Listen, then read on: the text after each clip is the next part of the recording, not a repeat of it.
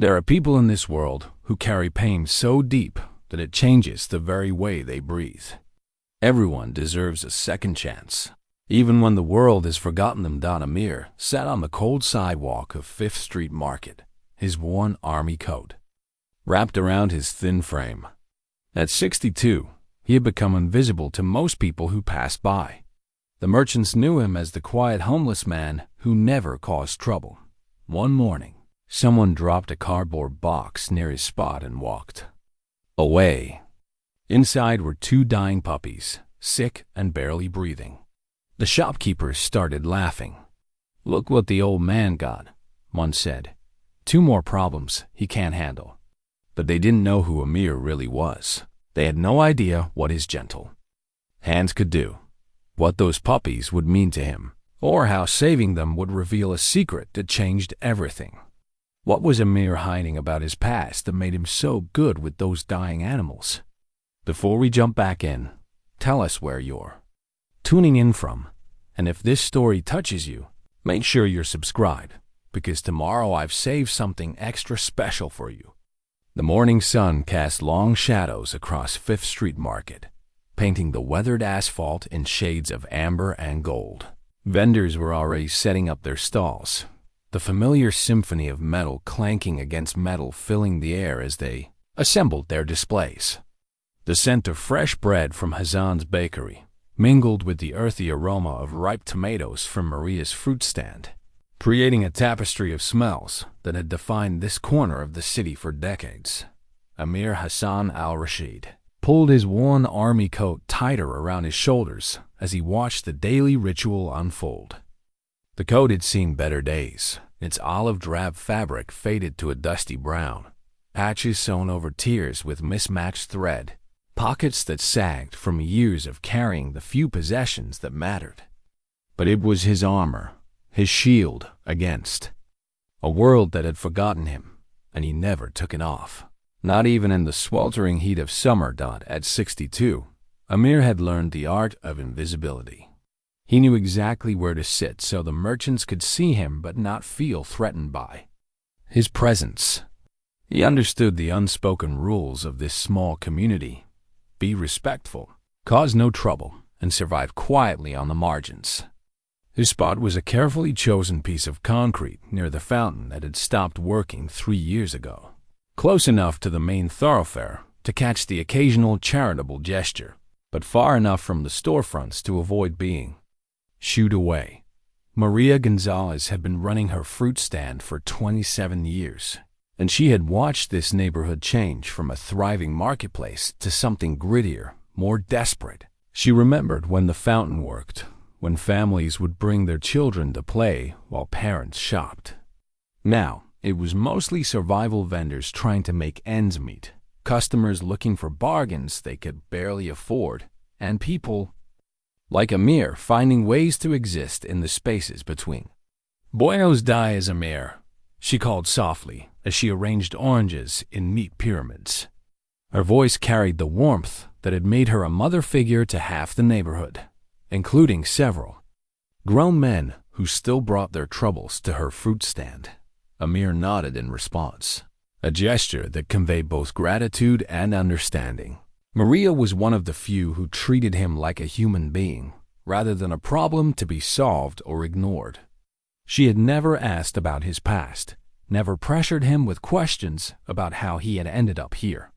Instead, she offered what she could hold: fruit that couldn't be sold, a kind word when he looked particularly worn down, and the dignity of being seen. Hassan emerged from his bakery, carrying a tray of fresh bread, the steam rising from the loaves like morning mist. He was a man in his 50s, with flour permanently embedded under his fingernails and eyes that crinkled at the corners from years of early mornings and honest work. His family had run this bakery since before the neighborhood began its slow decline, and he carried himself with the quiet pride of a man who fed people for a living. "Smells good today, Hassan," called Miguel Santos, a boy of perhaps 12 who appeared and disappeared like smoke throughout the market. Miguel had no parents that anyone knew of, no fixed address, no official existence in the eyes of the bureaucracy. that governed such things. But he had survival instincts sharp as broken glass and a smile that could charm food from vendors who barely had enough to feed their own families. "There's my helper," Hassan grinned, pulling a still warm roll from his apron pocket. "But first, you help Senora Maria with those boxes." Miguel snatched the bread and darted toward Maria's stand, where boxes of produce waited to be unloaded. The boy moved with the efficient energy of someone who had learned early that usefulness meant survival. But as he worked, his eyes kept drifting toward Amir, studying the quiet man with an intensity that suggested recognition of a kindred spirit. Amir had been watching Miguel for months, seeing something of himself in the boy's careful navigation of an unforgiving world. The child reminded him of someone he preferred not to think about. But the resemblance was there in the way Miguel held his shoulders, the way he listened more than he spoke, the way he seemed to understand that adults carried pain they couldn't. Always expressed that the morning routine continued with practiced efficiency. Carmen arrived to open her small grocery, dragging metal grates aside with the screech of protest that marked the beginning of each business day. Old Hor wheeled his cart of newspapers to his usual corner, ready to shout headlines in 3 languages to anyone who would listen. The barber shop remained closed. It had been closed for 6 months since the owner died, but the faded pole still turned, a mechanical ghost of better times. As the sun climbed higher, Amir's thoughts drifted to memories he usually kept buried. There had been a time when mornings meant something different. The antiseptic smell of a veterinary clinic, the soft whimpering of animals in recovery, the satisfaction of healing something broken. His hands, now weathered and marked by years of harsh living, had once moved with precision and purpose, administering vaccines, stitching wounds, providing comfort to creatures who trusted him completely. Those memories came with others he tried harder to forget. Military transport planes filled with working dogs. The controlled chaos of field hospitals where human and animal casualties arrived in waves. The weight of responsibility for lives that depended entirely on his knowledge and skill.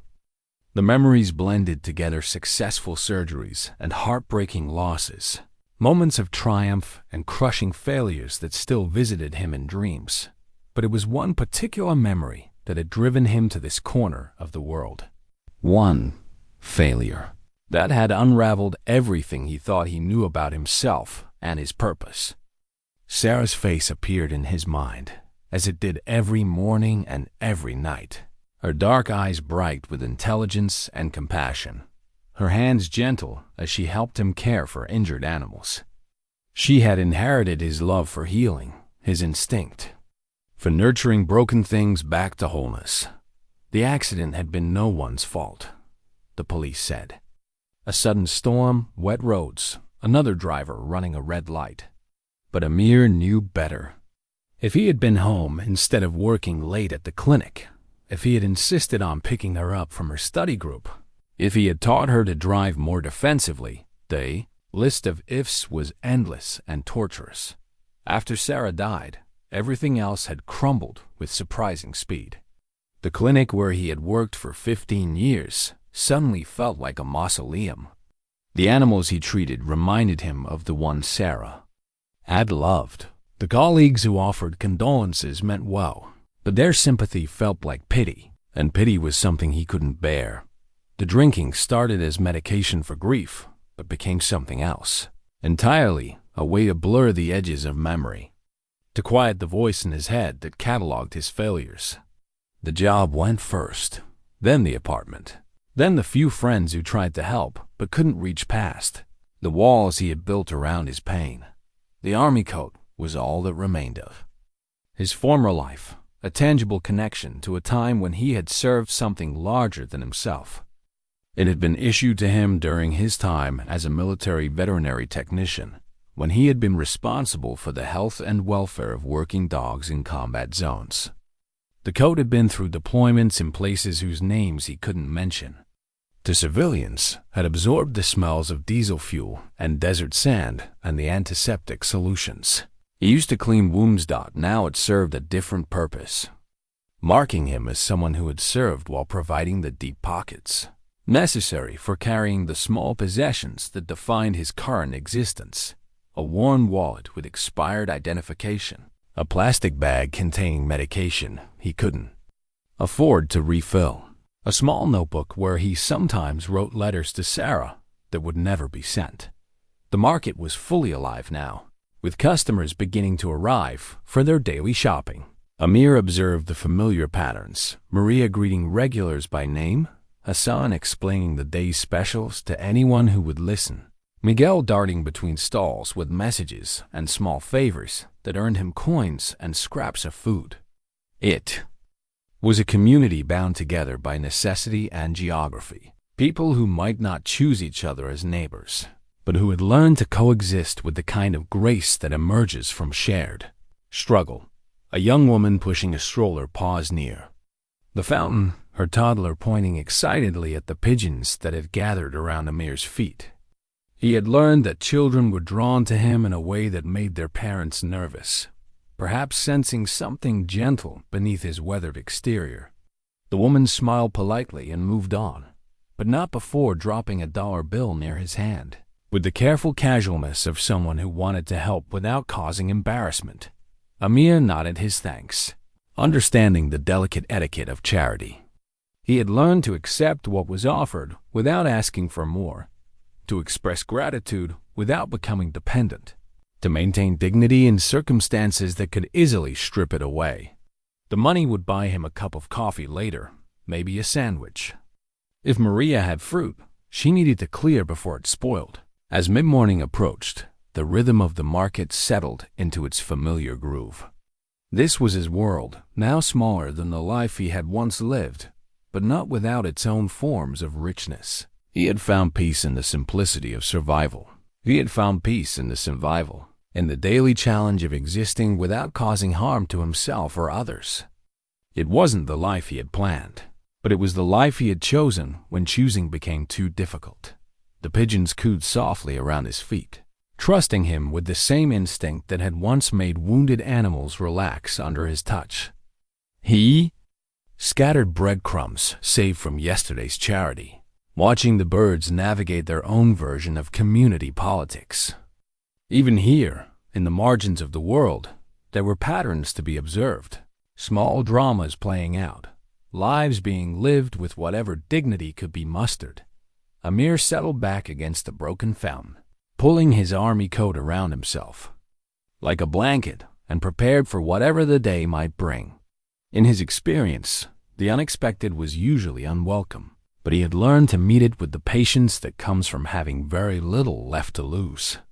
The cardboard box appeared, without ceremony, dropped beside Amir's feet by someone who walked away too quickly for him to see their face clearly. It was the kind of box that might have held canned goods or cereal, unremarkable except for the soft sounds coming from within, barely audible whimpers that spoke of distress and desperate need. Amir stared at the box for several long moments, his mind working through possibilities. Experience had taught him that unexpected gifts usually came with unexpected problems. In his current circumstances, problems were luxuries he couldn't afford. Yet something in those faint sounds triggered responses that bypassed rational thought, connecting directly to instincts he had spent years trying to forget. His weathered hands, steady despite the tremor that sometimes visited them in the early mornings, carefully lifted the cardboard flaps. The smell hit him first, the unmistakable odor of sickness mixed with the warm, milky scent of very young animals. Inside, nestled in what appeared to be an old towel, were two puppies that couldn't have been more than 6 weeks old. They were dying.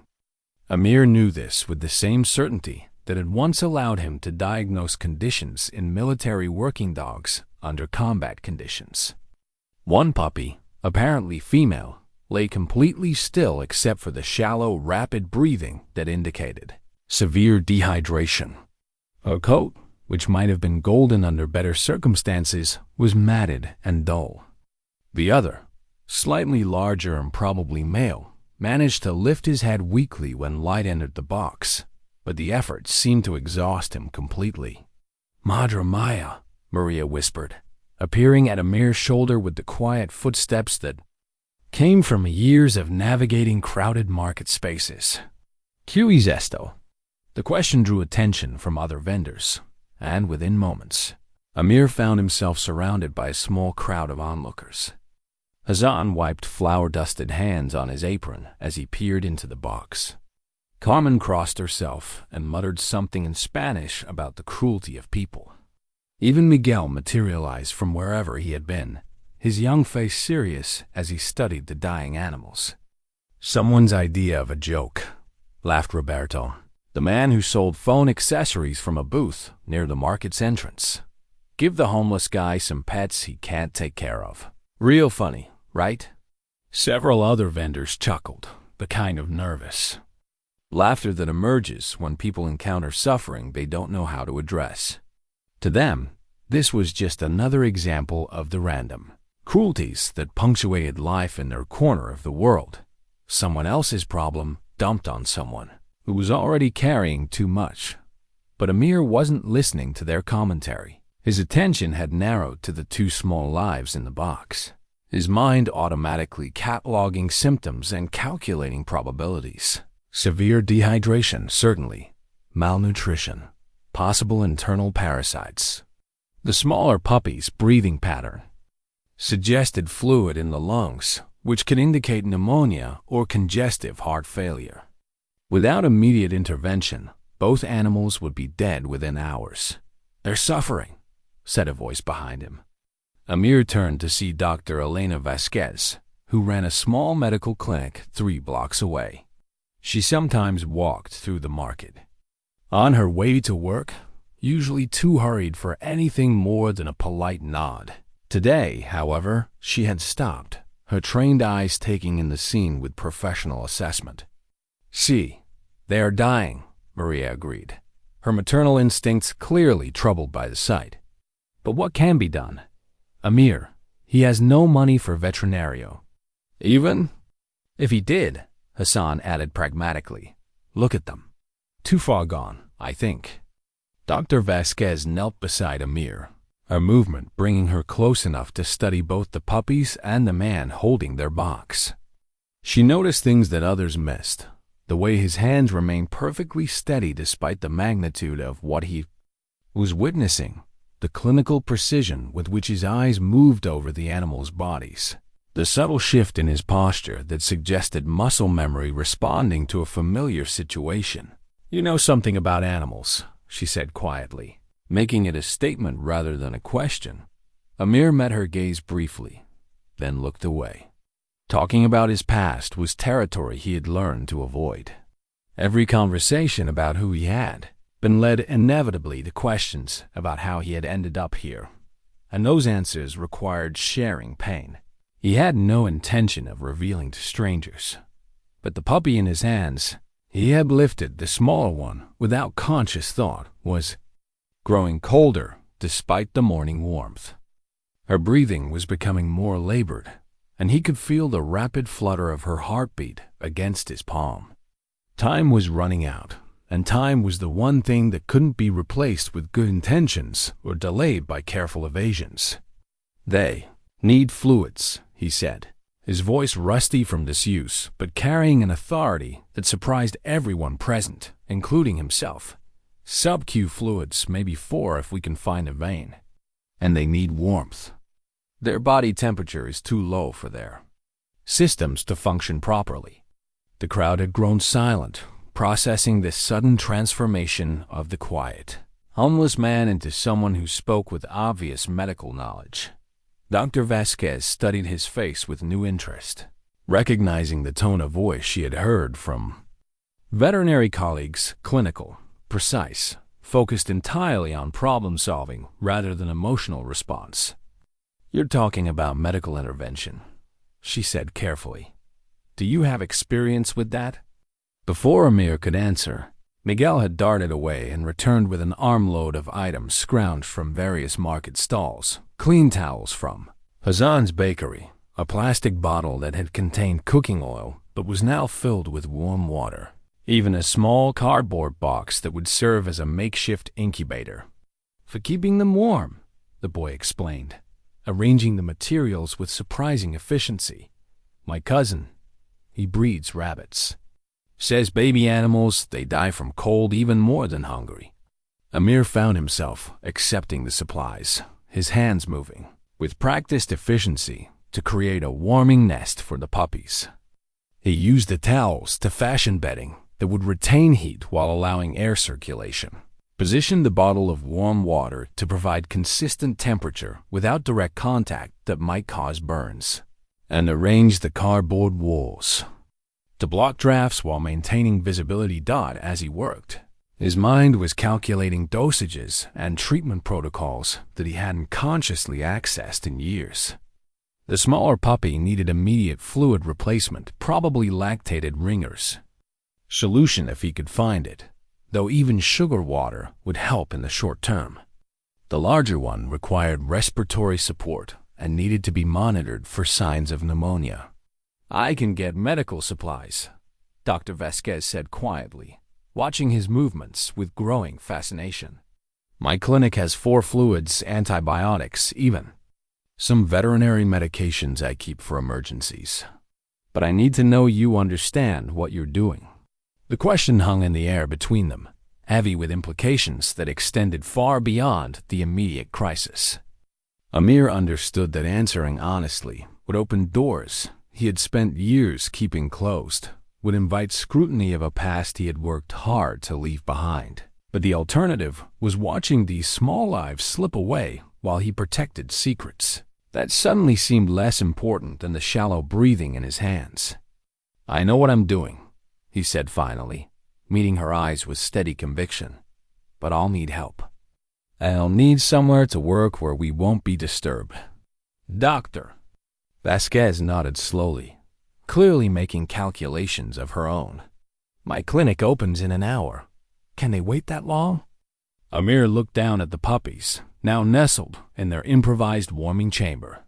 The larger one had managed to open his eyes, dark and unfocused, but showing more alertness than before. The smaller one's breathing had stabilized slightly, though.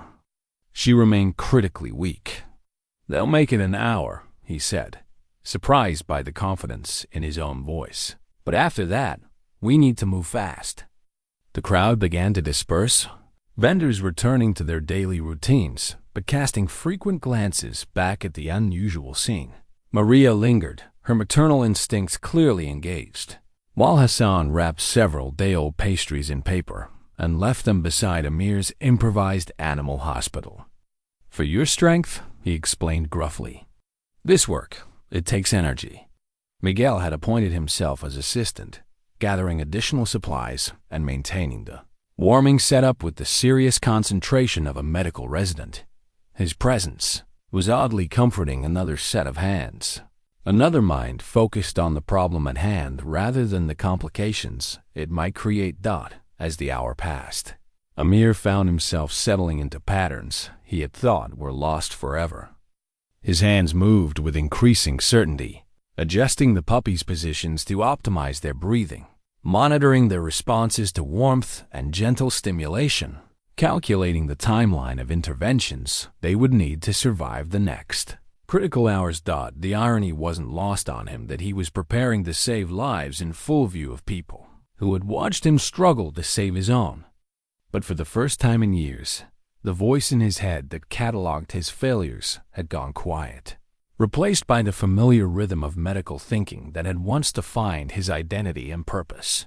When Dr. Vasquez returned with her medical bag and a small carrier suitable for transporting the puppies, Amir was ready. The animals were still critically ill, but they were stable enough for the careful journey to her clinic. More importantly, he had remembered that he knew how to fix things that were broken, even when fixing them meant exposing parts of himself he had spent years keeping hidden. Dr. Elena Vasquez's clinic occupied the ground floor of a building that had seen better decades, but inside, the space hummed with the quiet efficiency of a well-run medical practice. The waiting room held a dozen mismatched chairs and walls lined with health posters in 3 languages, while the examination rooms beyond contained equipment that was older. The meticulously maintained Amir followed her through the clinic, carrying the makeshift puppy carrier with the careful precision of someone handling unstable explosives. The smaller puppy had rallied slightly during the walk, managing to lift her head when footsteps approached, while her companion had maintained the steady breathing that suggested he was fighting his way back from the edge of crisis. "Treatment room 2, Dr. Vasquez directed, leading him to a space that contained an examination table, a sink, and cabinets filled with supplies that made Amir's chest tighten with recognition. 4 bags hung from stands.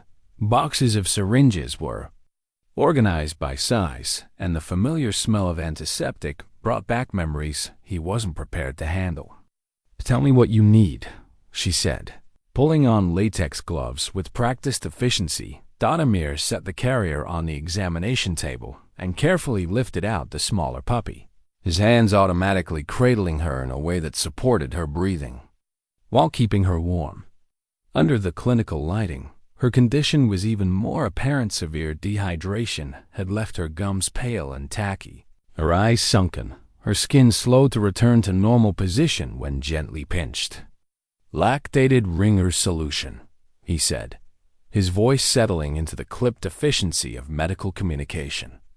"She needs subcutaneous fluids immediately, maybe 50 milliliters to start, and we need to get her core temperature up before her system can process anything properly." Dr. Vasquez moved with the smooth coordination of someone accustomed to emergency situations, retrieving supplies while keeping one eye on Amir's handling of the animal. She had worked with veterinarians before, during her residency when the hospital had treated children injured in accidents involving animals, and she recognized the specific way medical professionals moved when lives were at stake. "You've done this before," she observed, handing him a bag of IV fluid and a selection of needles. "A long time ago," Amir replied, examining the needles, with the careful attention of someone calculating the optimal gauge for subcutaneous injection in a severely dehydrated animal. His hands moved without hesitation, selecting equipment and preparing the injection site with movements so automatic they seemed unconscious. The injection itself was performed with textbook precision, needle inserted at the proper angle, fluid administered at the correct rate, the puppy held in a position that minimized stress while maximizing absorption. Dr. Vasquez watched with growing fascination as this homeless man demonstrated medical skills that rivaled those of trained professionals. "Military?" she asked quietly as he repeated the procedure with the second puppy. Amir's hands paused for just a moment before resuming their work. Among other things, the second puppy responded to handling with more alertness, managing to mouth weakly at Amir's fingers when they came near his face. This was encouraging. Sick animals often lost interest in everything, including food, but this one still retained enough life force to investigate potential sources of nourishment. "He's stronger," Dr. Vasquez observed, "but not by much. They're both suffering from severe malnutrition, probably parasites, and I suspect respiratory infection in both cases." Amir's diagnostic assessment carried the authority of experience, each observation building on the last to create a comprehensive treatment plan. "They'll need antibiotics, deworming medication, and careful feeding over the next several days. Small amounts frequently. Their digestive systems are too compromised for normal feeding schedules." As he worked, Dr. Vasquez found herself studying not just his medical technique but the man himself. His clothes were worn and needed washing. His hair was longer than fashion dictated, and his hands bore the calluses and small scars of someone who had lived rough. But underneath the surface markers of homelessness was something else entirely, a precision of movement, a depth of knowledge, and most tellingly, a profound gentleness with the suffering animals that spoke of both training and natural aptitude. "I have puppy formula," she said, retrieving a container from a cabinet marked with veterinary supplies, and feeding syringes. Will that work? Better than anything we could improvise. Amir accepted the supplies with visible relief. They're too weak for nursing, but we can get nutrition into them this way. Small amounts, 5 milliliters every 2 hours for the next day, then gradually increase if they tolerate it well. The feeding process required infinite patience. Each puppy could only manage tiny amounts of formula before exhaustion forced rest periods. Amir worked with the methodical care of someone who understood that healing happened in increments, that rushing could cause setbacks that might prove fatal. As the morning progressed, Dr. Vasquez found excuses to check on the treatment room, ostensibly to monitor her supplies, but actually to observe Amir's care of the animals. What she saw challenged every assumption she had made about him. His movements around the puppies were professional-level competent. His assessment of their responses was clinically accurate, and his predictions about their needs proved correct as each hour passed. During one of these visits, she noticed him reaching into his coat pocket and pulling out a creased photograph. He looked at it for a long moment before returning it to hiding, but not before she caught a glimpse of what appeared to be a younger version of himself with a dark-haired woman who shared his gentle eyes. "Family?" she asked gently. Amir's expression closed immediately, the professional mask that had emerged during medical work replaced by the careful blankness he wore in public spaces. Not anymore. The finality in his voice suggested territory she shouldn't explore further, at least not yet. Instead, she focused on the practical aspects of the situation developing in her clinic. 2 dying animals were slowly responding to expert care provided by a homeless man with mysterious medical training. The ethical and legal implications were complex, but the results were undeniable. "They're stabilizing," she observed, watching the larger puppy manage nearly a full syringe of formula without the immediate regurgitation that had marked his earlier feeding attempts. "The next 48 hours will tell us whether we caught them in time." Amir's clinical assessment was tempered by something else, an investment in the outcome that went beyond professional interest. But they're fighters. That's something you can't teach or fake. By afternoon, both puppies were showing measurable improvement.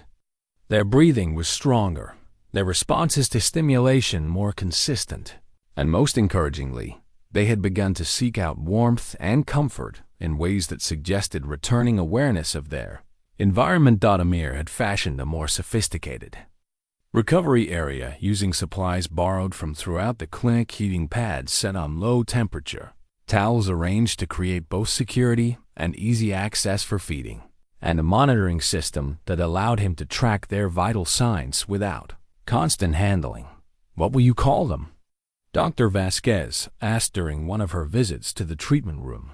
"They're not mine to name," Amir replied automatically, then seemed to consider the question more seriously. "But the little one, she's got more fight in her than her size would suggest. Maybe Hope. And him," he looked at the larger puppy, who had managed to crawl toward the sound of voices. "Courage. He's been looking out for her since they arrived." The names seemed to fit, and they stuck. Hope and Courage became their identities, personalities that emerged more clearly as strength returned to their small bodies. Hope proved to be determined and vocal, complaining loudly whenever feeding was delayed. Courage was gentler, but more curious, investigating every new sound or smell with careful attention. As evening approached, Dr. Vasquez faced a dilemma she hadn't anticipated when agreeing to help with emergency treatment. The puppies were stable enough to survive the night, but they still required feeding every 2 hours and constant monitoring for signs of regression. Amir clearly had both the knowledge and dedication necessary for their care, but he lived on the street with no resources for providing the controlled environment young animals needed. "You can stay here tonight," she said finally, making a decision that surprised them both. "There's a cot in the storage room, and you'll be close enough to monitor them properly." Amir looked up from the puppy he was feeding, studying her face, for signs of pity or charity that would make acceptance impossible. Finding neither, he nodded slowly. "I'll pay you back," he said quietly, "for the supplies, the space, everything. I don't know how yet, but I will. Right now, just focus on keeping them alive," Dr. Vasquez replied. "Everything else can wait."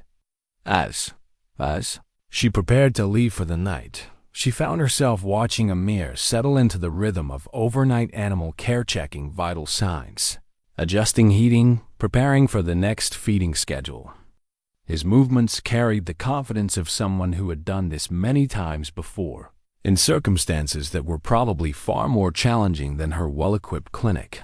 Whatever his story, whatever had brought him to that corner of Fifth Street Market, he had skills that could save lives. Tonight, those skills were focused on two abandoned puppies who had found their way to exactly the right person at exactly the right moment. Sometimes, Dr. Vasquez reflected, the world worked in ways that made sense only in retrospect. 3 days after Hope and Courage had arrived in that cardboard box, the news of their recovery had spread through Fifth Street Market like water finding its way downhill. Vendors who had barely acknowledged Amir's existence now watched him with open curiosity as he made his daily visits to Dr. Vasquez's clinic, carrying supplies and updates between the market community and the animals they had all written off as doomed. "Miralos," Maria whispered to Hassan as Amir walked past their stalls, a small bag of puppy formula tucked under his arm. "Look at him, different man entirely." Hassan nodded, kneading bread dough with the rhythmic precision that had occupied his hands for 30 years, while his eyes tracked Amir's purposeful stride. Something woke up in him, like he remembered who he used to be. The transformation was visible to anyone who paid attention.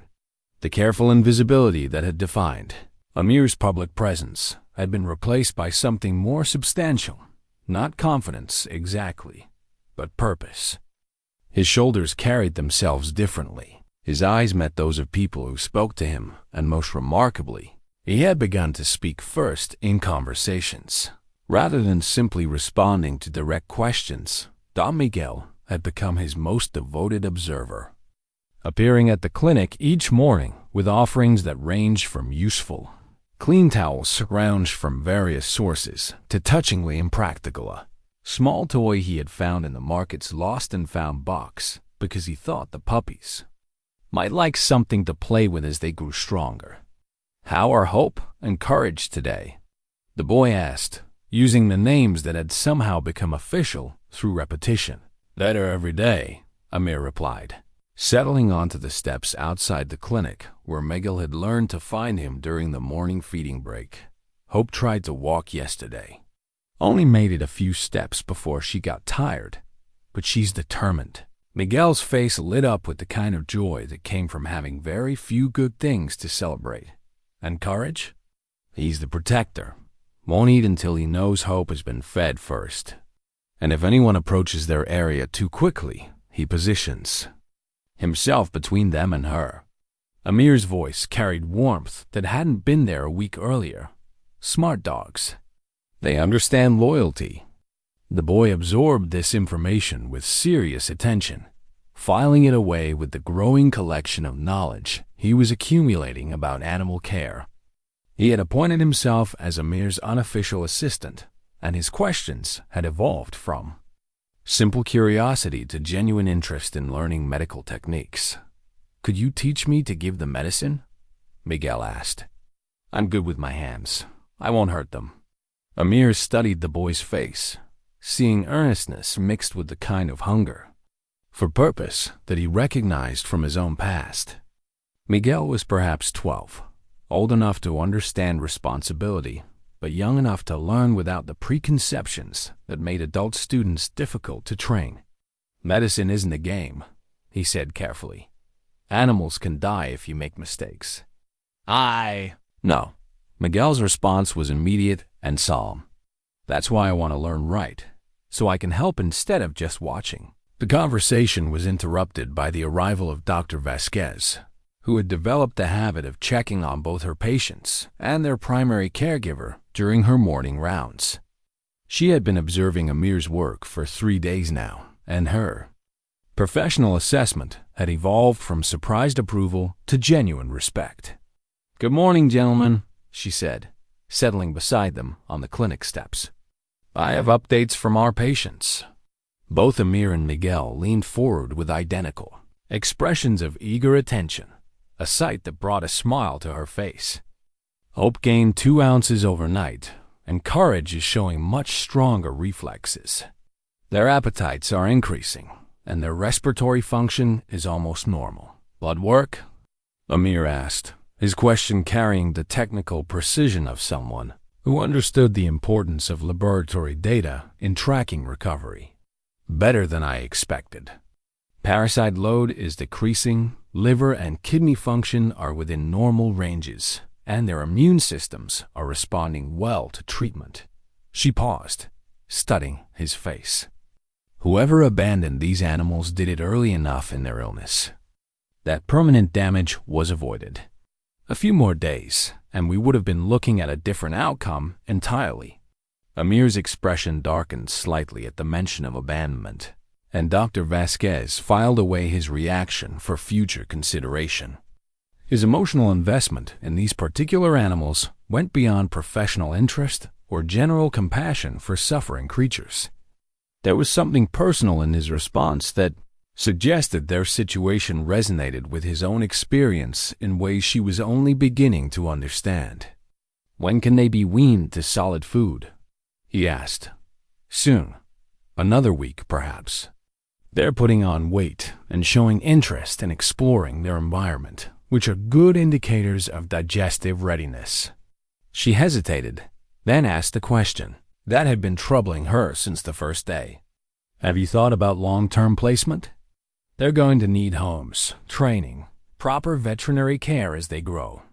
The question hung in the air between them, loaded with implications that extended far beyond simple animal welfare. Amir had poured himself into their recovery with total dedication, but his own circumstances made long-term pet ownership impossible.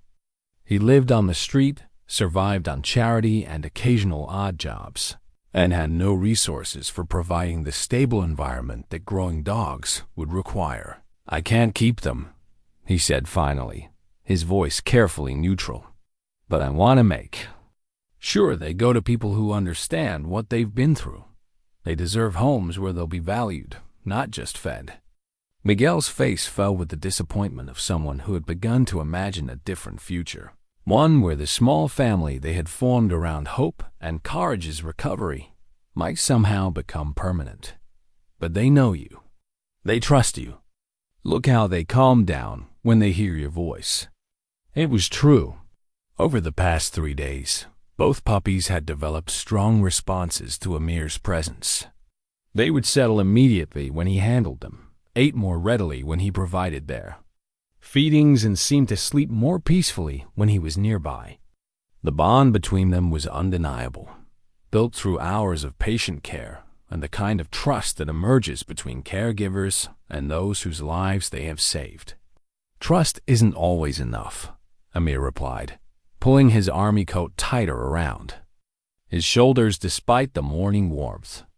The gesture was unconscious, a physical retreat from emotional territory that felt dangerous to navigate. Dr. Vasquez watched this exchange with growing understanding of the dynamics at play.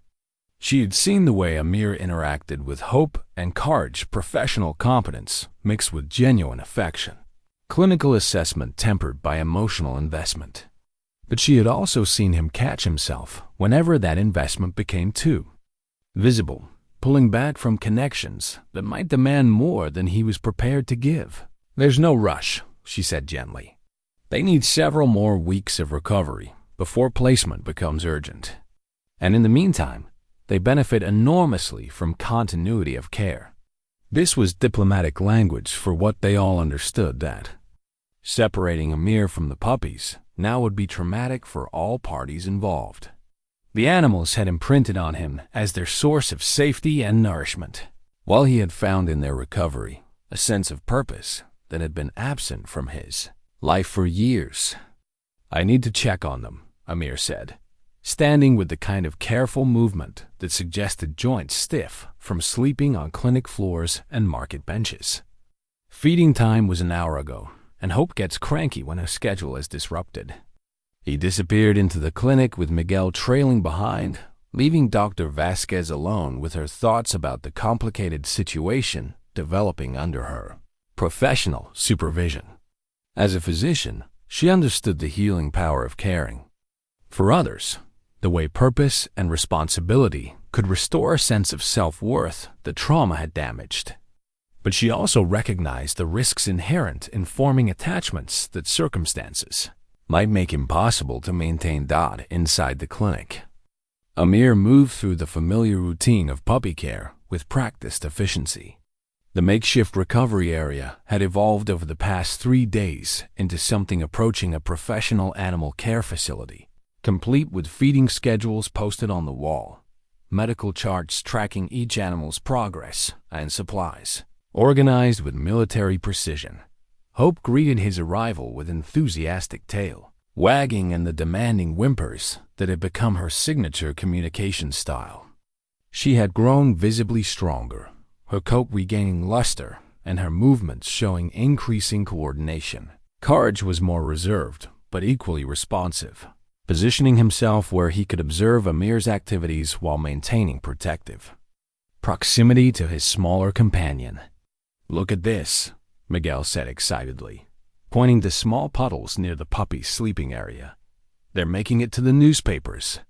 "You said that was a good sign, right?" "Very good sign," Amir confirmed, cleaning the area with professional thoroughness. "It means their digestive systems are functioning normally and they're developing bladder control. Natural progression for healthy animals their age." As he worked, Amir found himself explaining not just what he was doing, but why, sharing knowledge that had been locked away for years in the isolated chambers of his mind. Miguel absorbed every detail with the intensity of someone who had found both mentor and purpose, asking questions that demonstrated genuine understanding of the principles behind animal care techniques. "When you check their breathing, why do you count for 15 seconds instead of a full minute?" the boy asked, watching Amir perform his routine health assessment.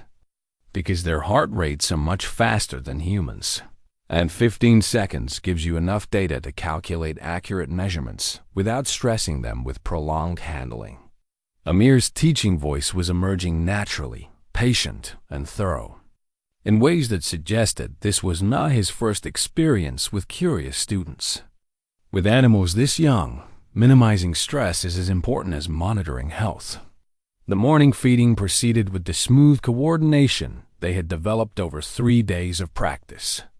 Miguel prepared formula while Amir positioned the puppies, both of them working with quiet efficiency that spoke of shared purpose and growing trust. Hope consumed her allotment with enthusiasm, while Courage ate with the careful attention of someone still learning to trust that food would continue to be available. "They're going to be big dogs," Miguel observed, studying Courage's oversized paws in the breadth of his developing chest. "German Shepherd mix, probably," Amir agreed. "Hope might be smaller. She's got some terrier characteristics in her facial structure. But yes, they're both going to need substantial space and exercise as they mature." The comment brought them back to the question that hovered over every interaction with the recovering animals. What would happen when they were ready for permanent homes? Hope and Courage had thrived under Amir's care, developing into healthy, responsive animals who showed every sign of becoming excellent companions. But their growth also represented a ticking clock, counting down to decisions that would reshape the temporary family that had formed around their recovery. "Maybe someone will want both of them," Miguel said hopefully. "They shouldn't be separated now. They need each other." Amir nodded, understanding the boy's desire to preserve the bonds that had formed during crisis. But he also knew that finding homes for 2 large dogs was significantly more challenging than placing single animals, especially when those dogs came with the medical expenses and behavioral unknowns that often accompanied early trauma. As the morning progressed and the puppies settled into post-feeding naps, Amir found himself studying their sleeping forms with the complicated emotions of someone who had inadvertently formed attachments he couldn't afford to maintain. In saving their lives, he had rediscovered parts of himself he had thought were lost forever. But recovery, both his and theirs, meant eventually moving toward independence that might require separation from the relationships that had made healing possible. The metallic sound of dog tags jingling beneath his shirt reminded him of another life, another identity that these small animals had somehow begun to resurrect from the careful burial he had given it years before. Change, he realized, was no longer something he could avoid by remaining invisible. Hope and courage had seen to that, demanding from him a level of engagement with the world that made invisibility impossible to maintain. 2 weeks had passed since Hope and Courage had arrived at death's door, and their transformation was nothing short of miraculous. The skeletal puppies who had barely managed shallow breathing were now energetic. Young dogs who had outgrown their initial recovery area and demanded increasingly complex forms of entertainment and exercise. Hope had developed into a small tornado of curiosity, investigating every corner of Dr. Vasquez's clinic with the thoroughness of a trained inspector. Her coat had filled out into rich golden waves, and her eyes sparkled with the kind of intelligence that promised both companionship and trouble in equal measure. Courage had grown even more dramatically, his German Shepherd heritage asserting itself in broad shoulders and the alert, attentive expression of a dog bred for working partnership with humans. But it was their response to Amir that had begun attracting attention beyond the small circle of market vendors who had witnessed their rescue. The puppies' devotion to their savior was absolute and obvious. They positioned themselves to maintain visual contact with him whenever possible, responded to his voice with immediate attention, and demonstrated the kind of trained behavior that usually required months of professional instruction. "It's remarkable," Dr. Vasquez told her colleague Dr. Martinez during one of their weekly consultations. "I've never seen animals bond so completely with a caregiver, especially one they met during medical crisis. They anticipate his movements, respond to verbal cues he hasn't consciously taught them, and show stress responses only when separated from him for extended periods." Dr. Martinez, who had worked with animal therapy programs during his residency, nodded with professional interest. Trauma bonding can create unusually strong attachments, but what you're describing sounds more like trained working relationships. Has he had professional experience with animal training? He won't discuss his background in detail, but his medical knowledge is extensive and his handling techniques are textbook perfect. Military, almost certainly, though he's never confirmed it directly. She paused, organizing her thoughts around observations that had been accumulating for 2 weeks. There's something else, though. His emotional investment in these animals goes beyond professional competence. He's healing something through their care. This was true in ways that Dr. Vasquez was only beginning to understand. Amir's daily routine had reorganized itself completely around Hope and Courage's needs, but the structure this provided had begun extending into other areas of his life. He was sleeping better, eating more regularly, and most significantly, engaging with other people in ways that suggested a gradual emergence from the isolation that had defined his recent years. The market community had noticed these changes as well. Maria now saved the best fruit scraps for the puppies, presenting them to Amir with the ceremony of someone contributing to an important medical mission. Hassan had begun timing his bread baking so that fresh loaves emerged from the oven, just as Amir made his morning walks between the market and the clinic, ensuring that both men and dogs had proper nutrition for their demanding care routines. Even Nigel had evolved from curious observer to dedicated assistant.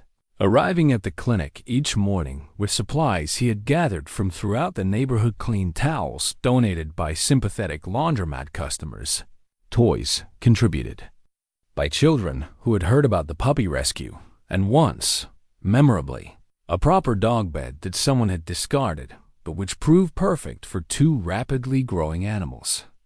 "They know their names now," Miguel reported during one of these morning sessions, his voice carrying the pride of someone who had participated in a significant achievement.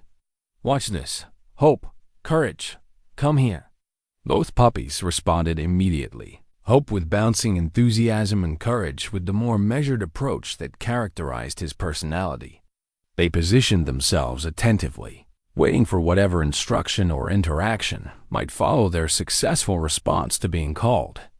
"That's excellent progress," Amir said, but his tone carried something that might have been worry alongside the approval. The better trained and more responsive Hope and Courage became, the more obvious it was that they were developing into exactly the kind of dogs that families would want to adopt. Their recovery was succeeding almost too well, creating a timeline that was approaching the moment when permanent placement would become necessary. Dr. Vasquez had been monitoring this internal conflict with growing concern. Amir's attachment to the puppies was profound and mutual, but his circumstances remained unchanged. He still lived without permanent housing, survived on irregular income, and carried whatever trauma had originally driven him to the streets. No responsible adoption agency would approve him as a permanent caregiver, regardless of his obvious competence and dedication. "We should discuss their future," she said gently, joining Amir and Miguel on the clinic steps where they had established their morning consultation routine. "They're healthy enough now for placement, and their behavior indicates they'll adapt well to family environments." The statement hung in the morning air like a diagnosis no one wanted to hear.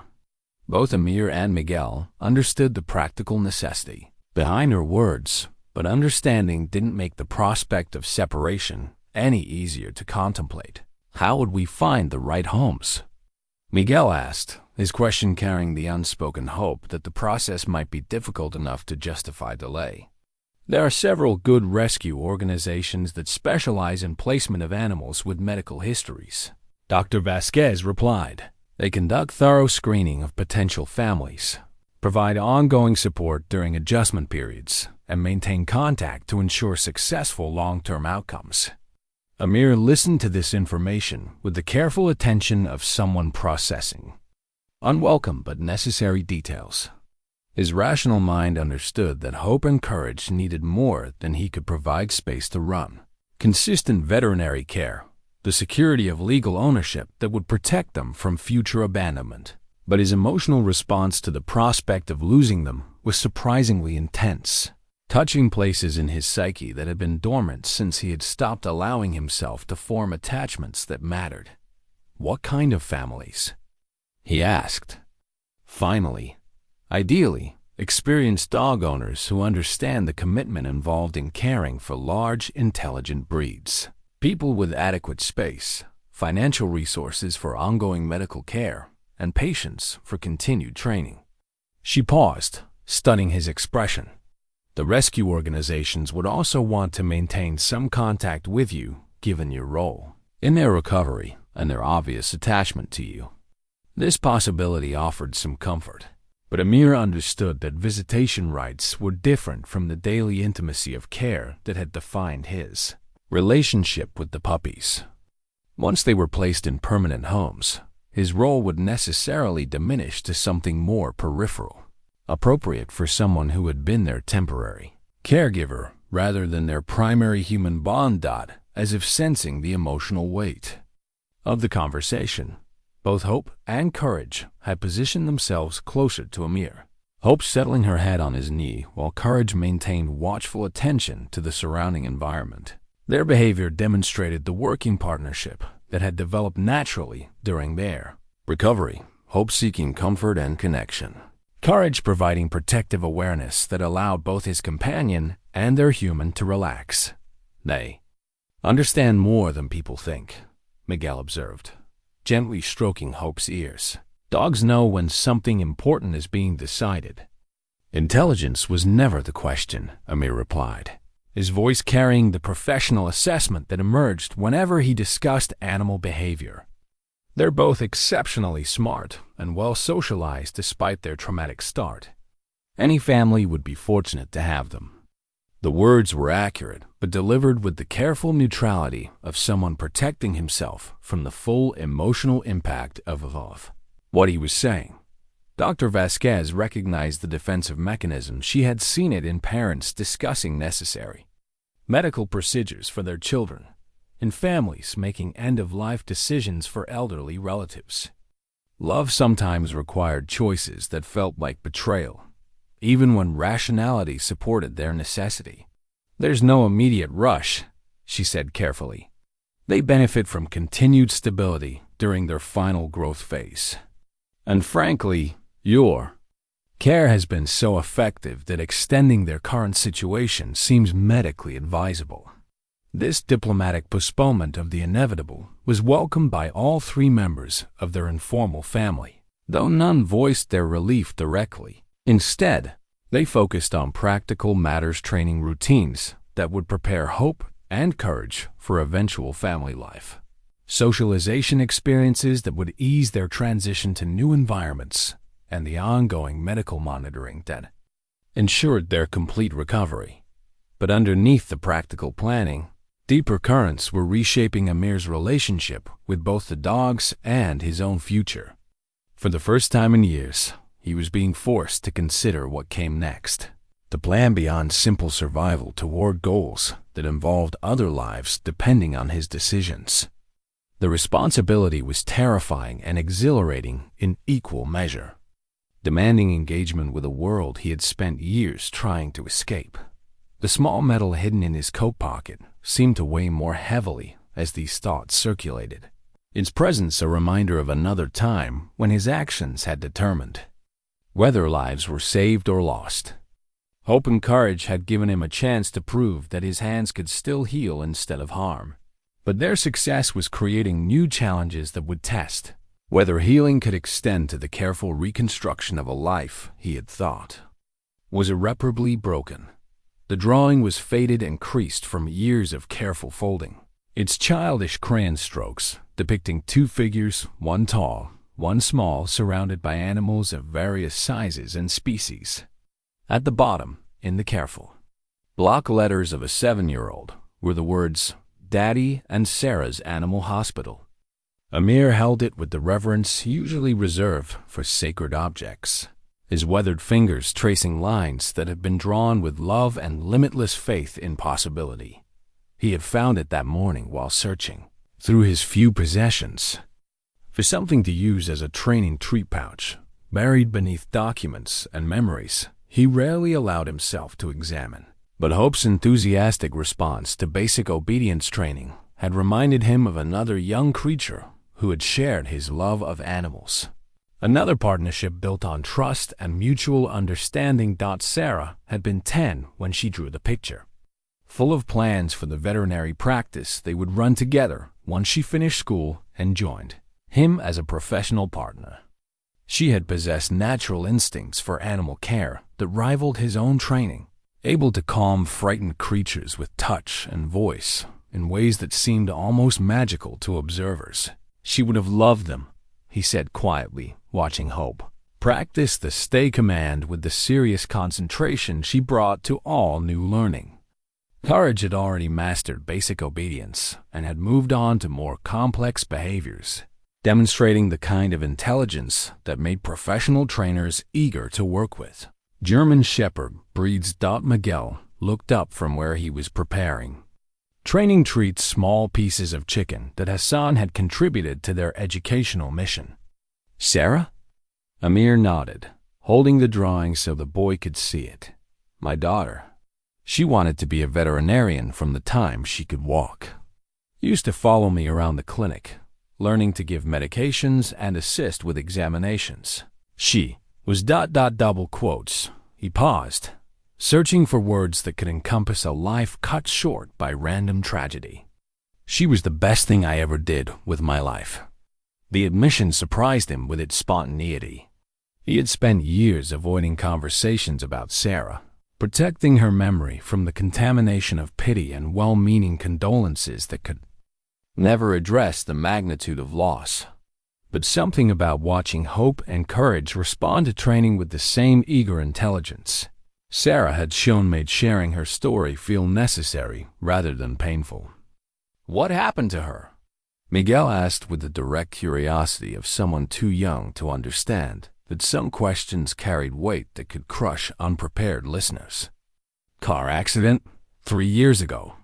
The words came out steadier than Amir had expected, as if talking about animal training had somehow made discussing human loss more manageable.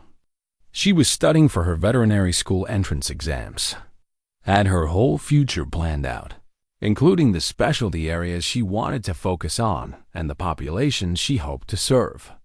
Miguel absorbed this information with the serious attention he brought to all adult confidences, understanding instinctively that he was being trusted with something precious and fragile. "Is that why you know so much about taking care of Hope and Courage?" "Partly.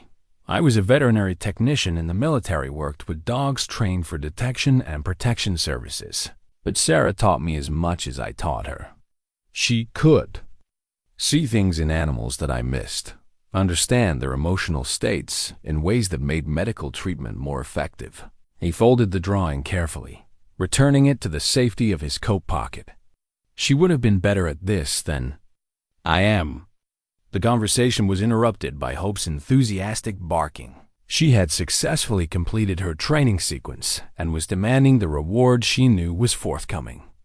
Her celebration brought Courage over to investigate, and within moments, both puppies were engaged in the kind of joyful wrestling that characterized their play sessions. Dr. Vasquez arrived for her morning consultation to find an unusual scene. Amir sitting on the clinic steps with tears in his eyes, watching two young dogs play with an expression that mixed profound sadness with something that might have been peace. Miguel had positioned himself protectively close to the older man, clearly understanding that some form of emotional breakthrough was occurring. "Good morning," she said carefully, settling beside them with the caution of someone approaching a delicate medical procedure. "He was telling me about Sarah," Miguel explained, his voice carrying the importance of someone who had been entrusted with significant information. Dr. Vasquez nodded, filing away this development with the growing collection of insights she was accumulating about Amir's history and psychological state.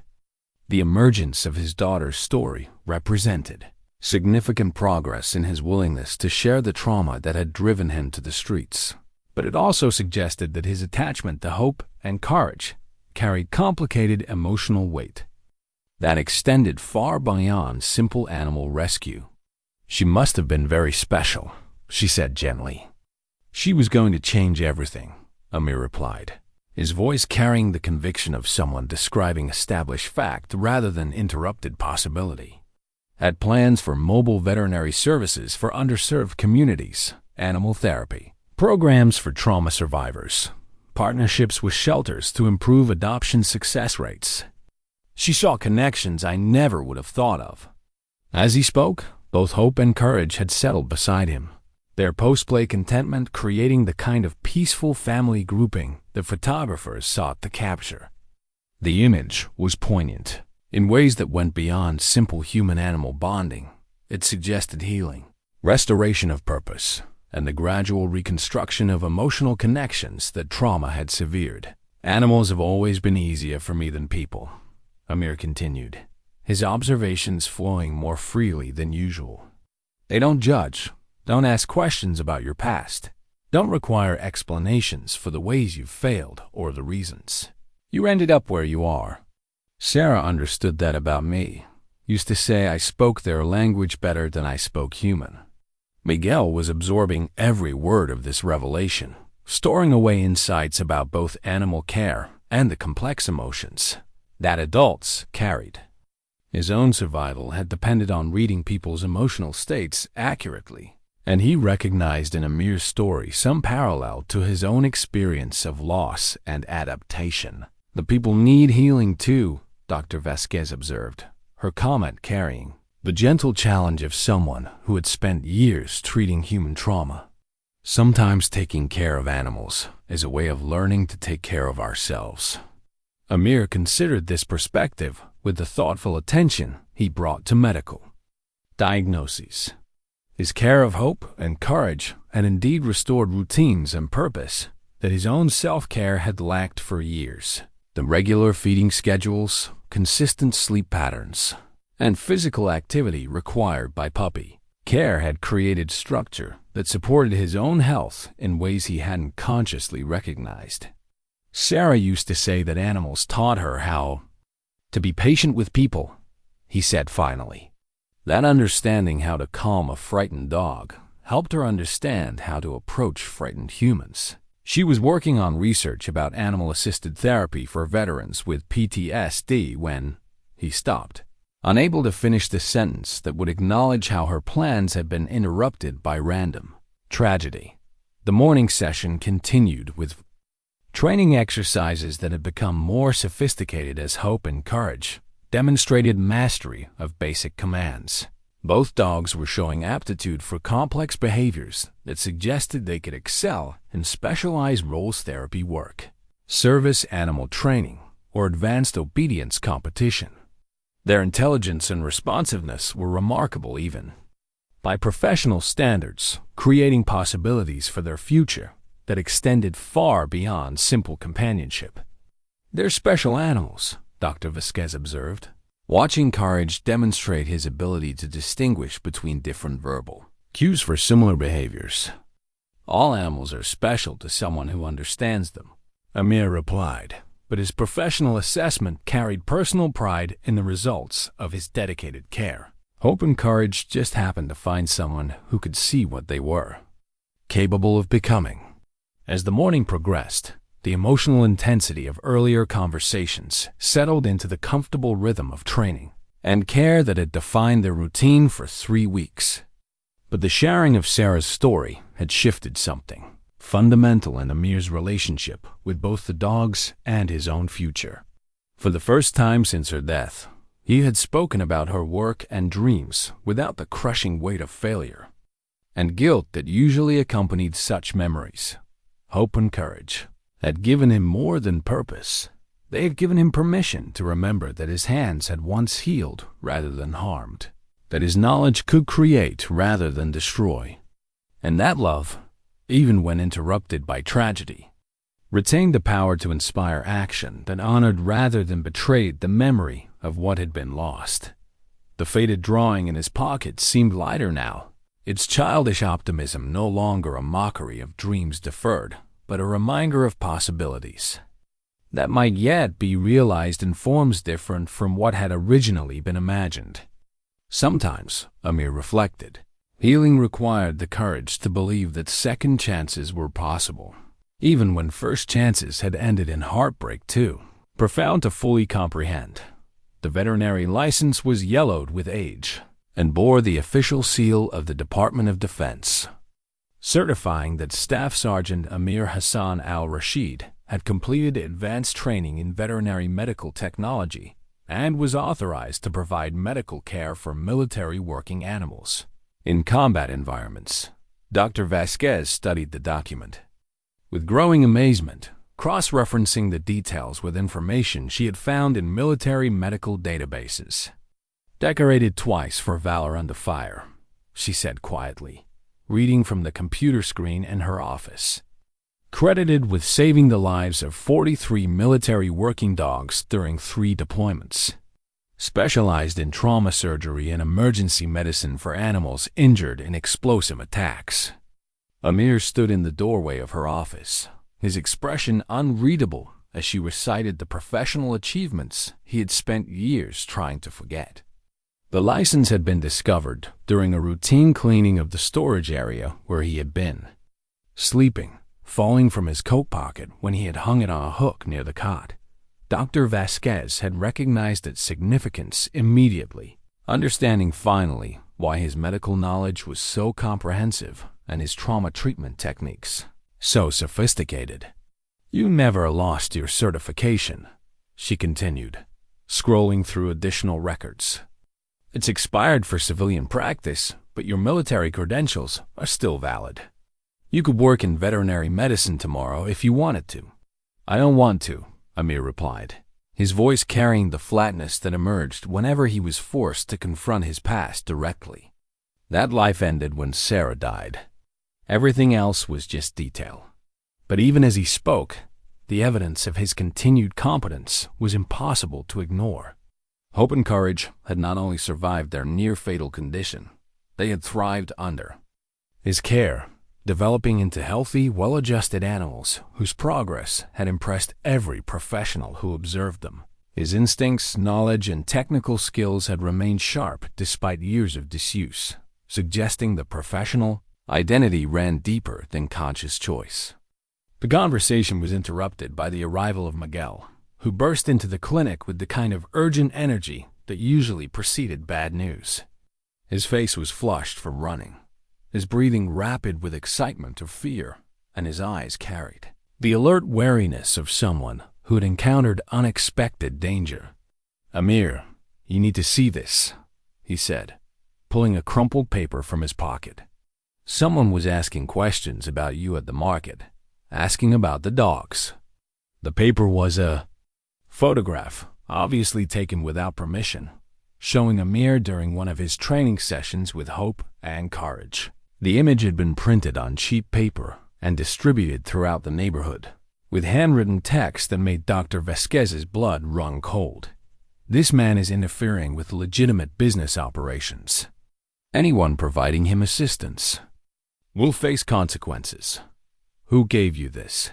Dr. Vasquez asked, her professional calm barely masking growing alarm. Man in an expensive car. Told Hassan he was looking for the guy who was stealing dogs that didn't belong to him. Miguel's voice carried the street-smart understanding of someone who had learned to recognize threats before they became violence. Hassan told him nothing, but the man said he already knew enough. Amir took the photograph, studying it with the analytical attention he brought to medical diagnoses. The image had been taken from across the street, using telephoto equipment that suggested professional surveillance rather than casual observation. Someone had been watching his activities with Hope and Courage for long enough to document their training routines and his growing bond with the animals. This is about the dog fighting, Dr. Vasquez said, understanding immediately why someone would be threatened by Amir's success in rehabilitating abandoned animals. Hope and Courage weren't just sick, they were deliberately poisoned, probably, because they were unsuitable for fighting or because someone wanted to dispose of evidence. The realization hit all three of them simultaneously. Hope and Courage hadn't been abandoned by careless owners. They had been dumped by people involved in illegal animal fighting who assumed the dogs would die quietly, eliminating evidence of abuse and neglect. Amir's successful intervention had not only saved 2 lives, but had potentially created witnesses to criminal activity. How many other dogs have you treated? Dr. Vasquez asked, her question carrying new urgency as she began to understand the broader pattern that Amir's rescue activities might have disrupted. 7, maybe 8, over the past year, Amir replied. His mental calculation, including animals, he had helped informally throughout his time in the neighborhood.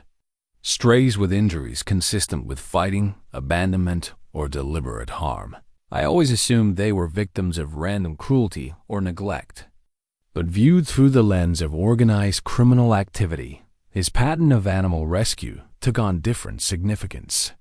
He had been systematically interfering with a business operation that depended on the disposal of unprofitable animals, creating complications for people who had no tolerance for complications and substantial motivation to eliminate sources of interference.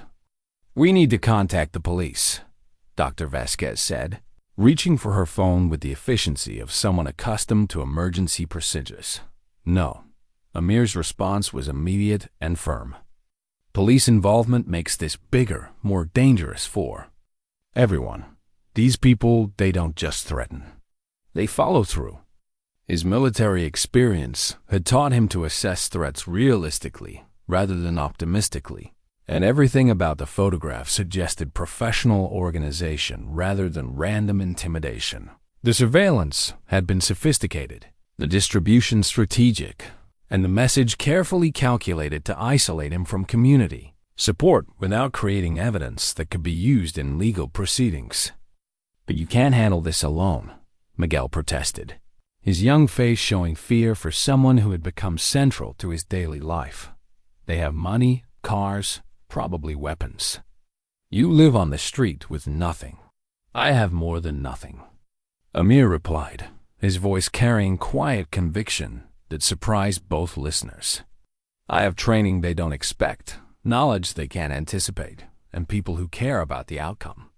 As he spoke, his posture had shifted subtly, military, bearing asserting itself in ways that had been absent during his years of invisibility. The careful defensiveness that had characterized his interactions with the world was being replaced by something more purposeful, not aggression, but the focused awareness of someone preparing for conflict that couldn't be avoided through retreat. "What kind of training?" Dr. Vasquez asked, though part of her suspected she already knew the answer.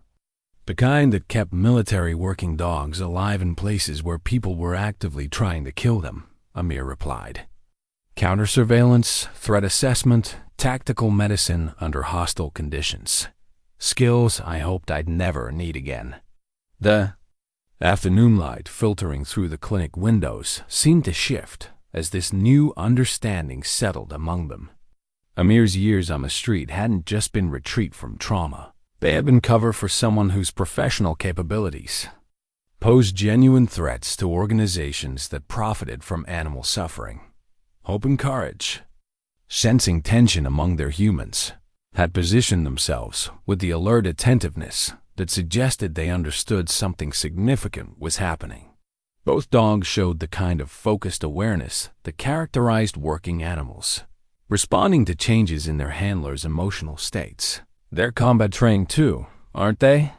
Dr. Vasquez asked, observing the dog's behavior with new insight.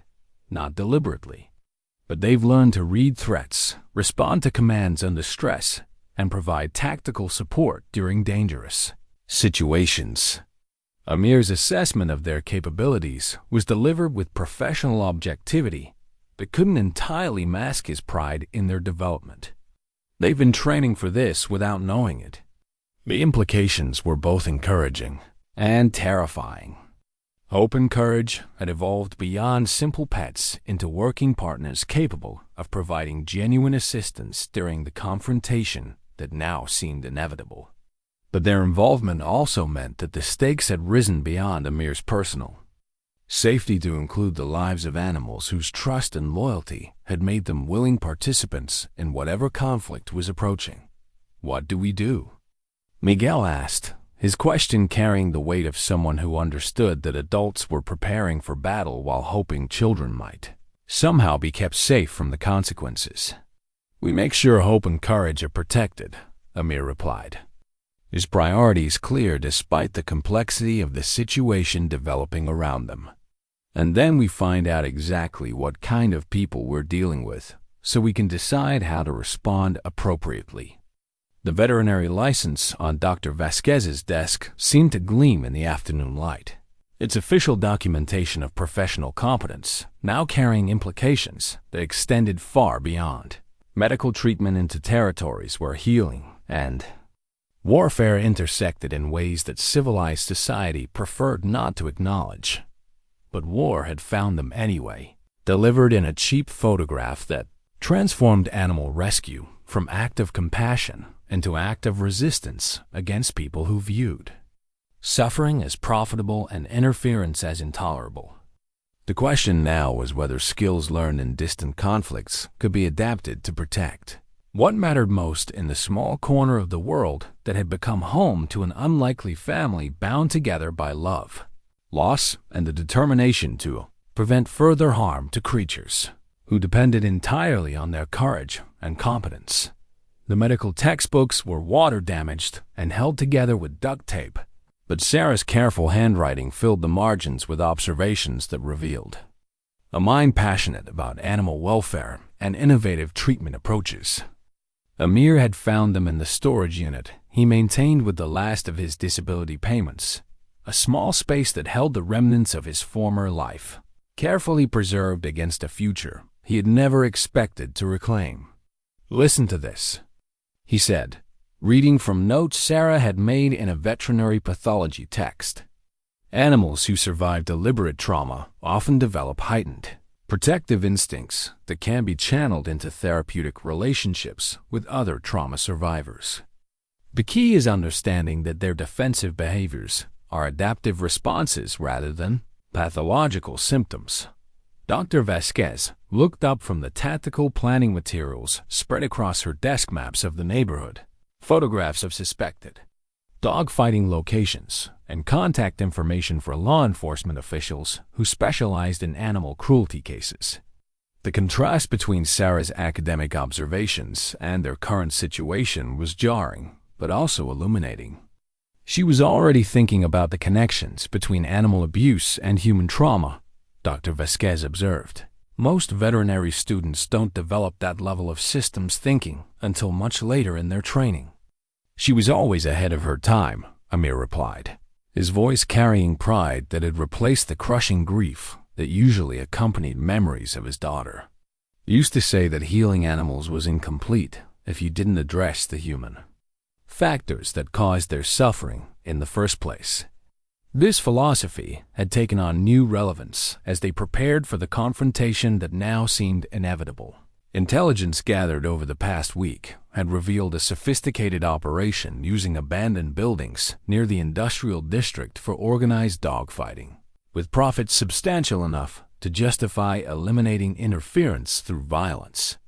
If necessary, Miguel had proven surprisingly effective at reconnaissance, his ability to move unnoticed through the neighborhood providing information that official investigations had failed to uncover.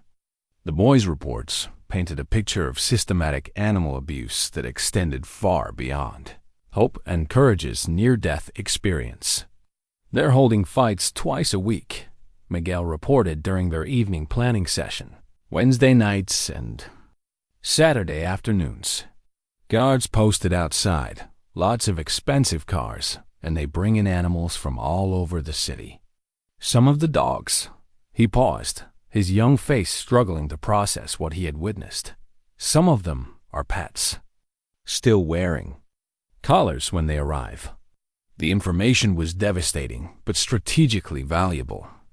The operation's predictable schedule created opportunities for intervention, while the involvement of stolen pets provided additional legal grounds for prosecution. More importantly, it confirmed that Hope and Courage had been intended victims of a much larger pattern of organized cruelty.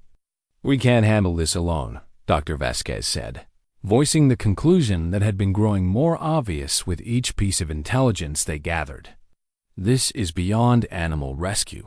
It's a criminal conspiracy that requires professional law enforcement response." "Agreed," Amir replied, surprising both his companions with his willingness to involve authorities he had spent years avoiding. "But law enforcement needs evidence, and evidence requires documentation that won't be dismissed in court. That means someone needs to get close enough to photograph the operations and identify the key participants." The implication was clear, and both Dr. Vasquez and Miguel understood immediately what he was proposing. Military reconnaissance training that had kept them alive in combat zones could be adapted to gather evidence needed for successful prosecution. But the risk would be enormous. "You're talking about infiltrating an illegal operation run by people who have already threatened to kill you," Dr. Vasquez said, her medical training making her acutely aware of the potential consequences of discovery. "I'm talking about using skills I already have to protect animals who can't protect themselves," Amir corrected, his response carrying the calm certainty of someone who had already made peace with necessary risks. "And making sure that what happened to Hope and Courage doesn't happen to other animals." As they planned, both Hope and Courage had positioned themselves to maintain visual contact with their humans while staying alert to potential threats from their environment. Their behavior demonstrated the tactical awareness they had developed during weeks of training, and both dogs showed the kind of disciplined responsiveness that suggested they understood the gravity of the situation without being overwhelmed by it. "They want to help," Miguel observed, watching the dog's careful attention to adult conversations they couldn't understand, but clearly recognized as significant. "They've already helped more than they know," Amir replied, studying their alert expressions with professional assessment. "But where we're going next, I can't guarantee their safety. That's not acceptable risk management." The statement opened discussion of logistics that none of them wanted to address directly. Gathering evidence against the dog-fighting operation would require Amir to operate in hostile territory, where discovery would likely mean death, not just for him but for any animals in his care. Hope and Courage's obvious attachment to him made them liabilities in situations requiring stealth and rapid movement. "They could stay here," Dr. Vasquez offered, though her tone suggested she understood the complications such separation would create. "The clinic is secure, and they're comfortable with the environment. Separation anxiety would make them unreliable." Amir assessed with clinical objectivity that couldn't entirely mask his own reluctance to leave them behind. They've been through abandonment trauma already. Additional separation could trigger regression that would undo months of behavioral progress. The dilemma was real and urgent. Hope and Courage had recovered physically and emotionally through constant contact with Amir, developing trust and confidence that depended on his consistent presence. But their continued development also meant they had become highly trained animals whose capabilities might be essential for the successful completion of a mission that could protect countless other animals from similar abuse. "What if they came with you but stayed in secure positions during the actual reconnaissance?" Miguel suggested, his question demonstrating tactical thinking that impressed both adults. "Like backup support instead of primary operators?" Amir considered this possibility with the thorough risk assessment that military training had ingrained as automatic response to operational planning. Hope and Courage possessed skills that could indeed provide valuable tactical support, alert sensing, threat detection, and communication capabilities that could enhance mission success while keeping them relatively protected. "Mobile command post," he said finally, his language shifting into military terminology as strategic thinking replaced emotional concerns. "Position for rapid extraction, but close enough for real-time intelligence sharing. They maintain overwatch while I conduct close reconnaissance." The plan was taking shape with the kind of professional precision that characterized military operations, but the emotional stakes remained intensely personal. They were preparing to risk everything: lives, freedom, and the fragile family they had built around Hope and Courage's recovery to prevent other animals from experiencing the deliberate cruelty that had nearly killed two innocent creatures. As Bulsura evening approached, Amir found himself looking at Sarah's textbooks with new understanding of their relevance to current circumstances. Her observations about trauma, healing, and the connections between animal welfare and human justice had anticipated exactly the kind of situation they now faced. "She would have approved," he said quietly, closing a book filled with her insights about animal-assisted therapy for trauma survivors. Sarah always believed that healing was incomplete until the causes of suffering were addressed directly. Dr. Vasquez nodded, understanding that they were embarking on something that honored not just Hope and Courage's survival, but the memory of a young woman whose dreams of changing the world through veterinary medicine had been cut short but not forgotten. "When do we start?" she asked, her question carrying the commitment of someone who had moved beyond theoretical support to active participation in whatever came next. "Tomorrow night," Amir replied, his decision carrying the finality of someone who had weighed all alternatives and found them inadequate. Wednesday's fight night gives us optimal intelligence gathering opportunities, and waiting longer increases the risk that other animals will suffer while we prepare. The clinic fell quiet as each member of their unlikely team processed the magnitude of what they were undertaking. Hope and courage settled into their evening rest positions, content in the security of familiar surroundings and trusted humans. But their peaceful sleep would be interrupted soon by demands that would test every skill they had developed and every bond they had formed during their journey from near death to renewed life. Tomorrow would determine whether love, skill, and determination could triumph over organized cruelty, or whether some forms of evil were too well established to be overcome by the courage of individuals who refused to accept that suffering was inevitable.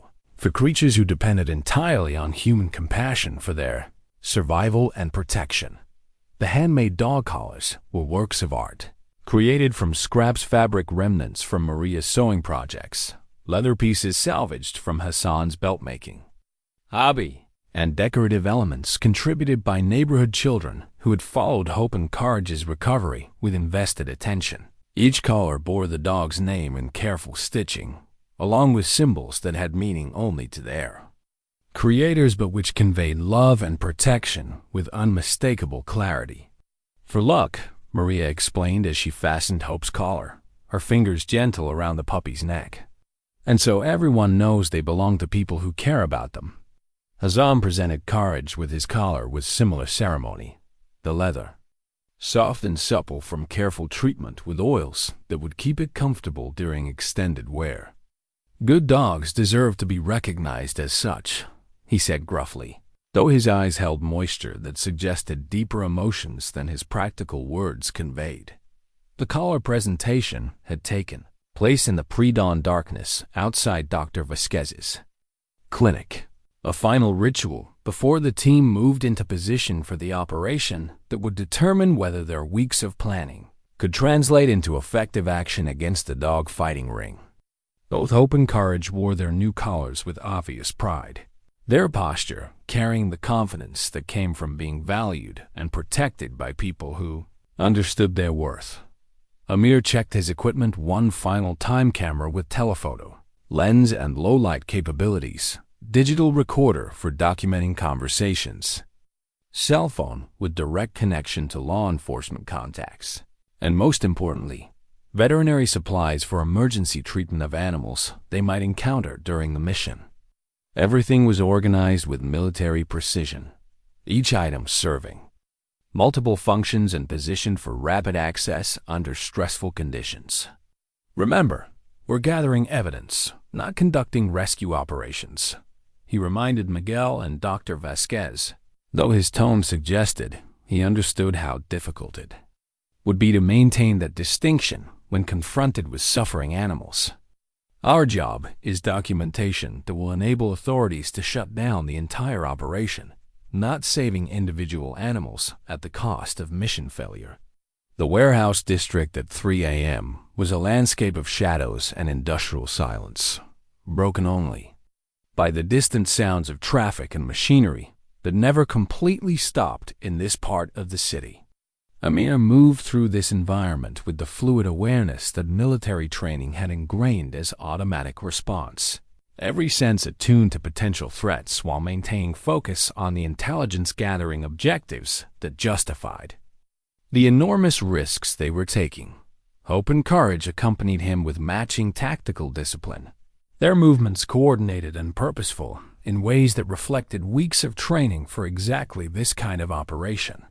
Neither dog showed anxiety or excitement. Instead, they demonstrated the controlled alertness of working animals engaged in serious tasks that required their full professional attention. The target warehouse sat in the center of an industrial complex that provided multiple approaches and escape routes, but also numerous positions where guards or lookouts might be stationed.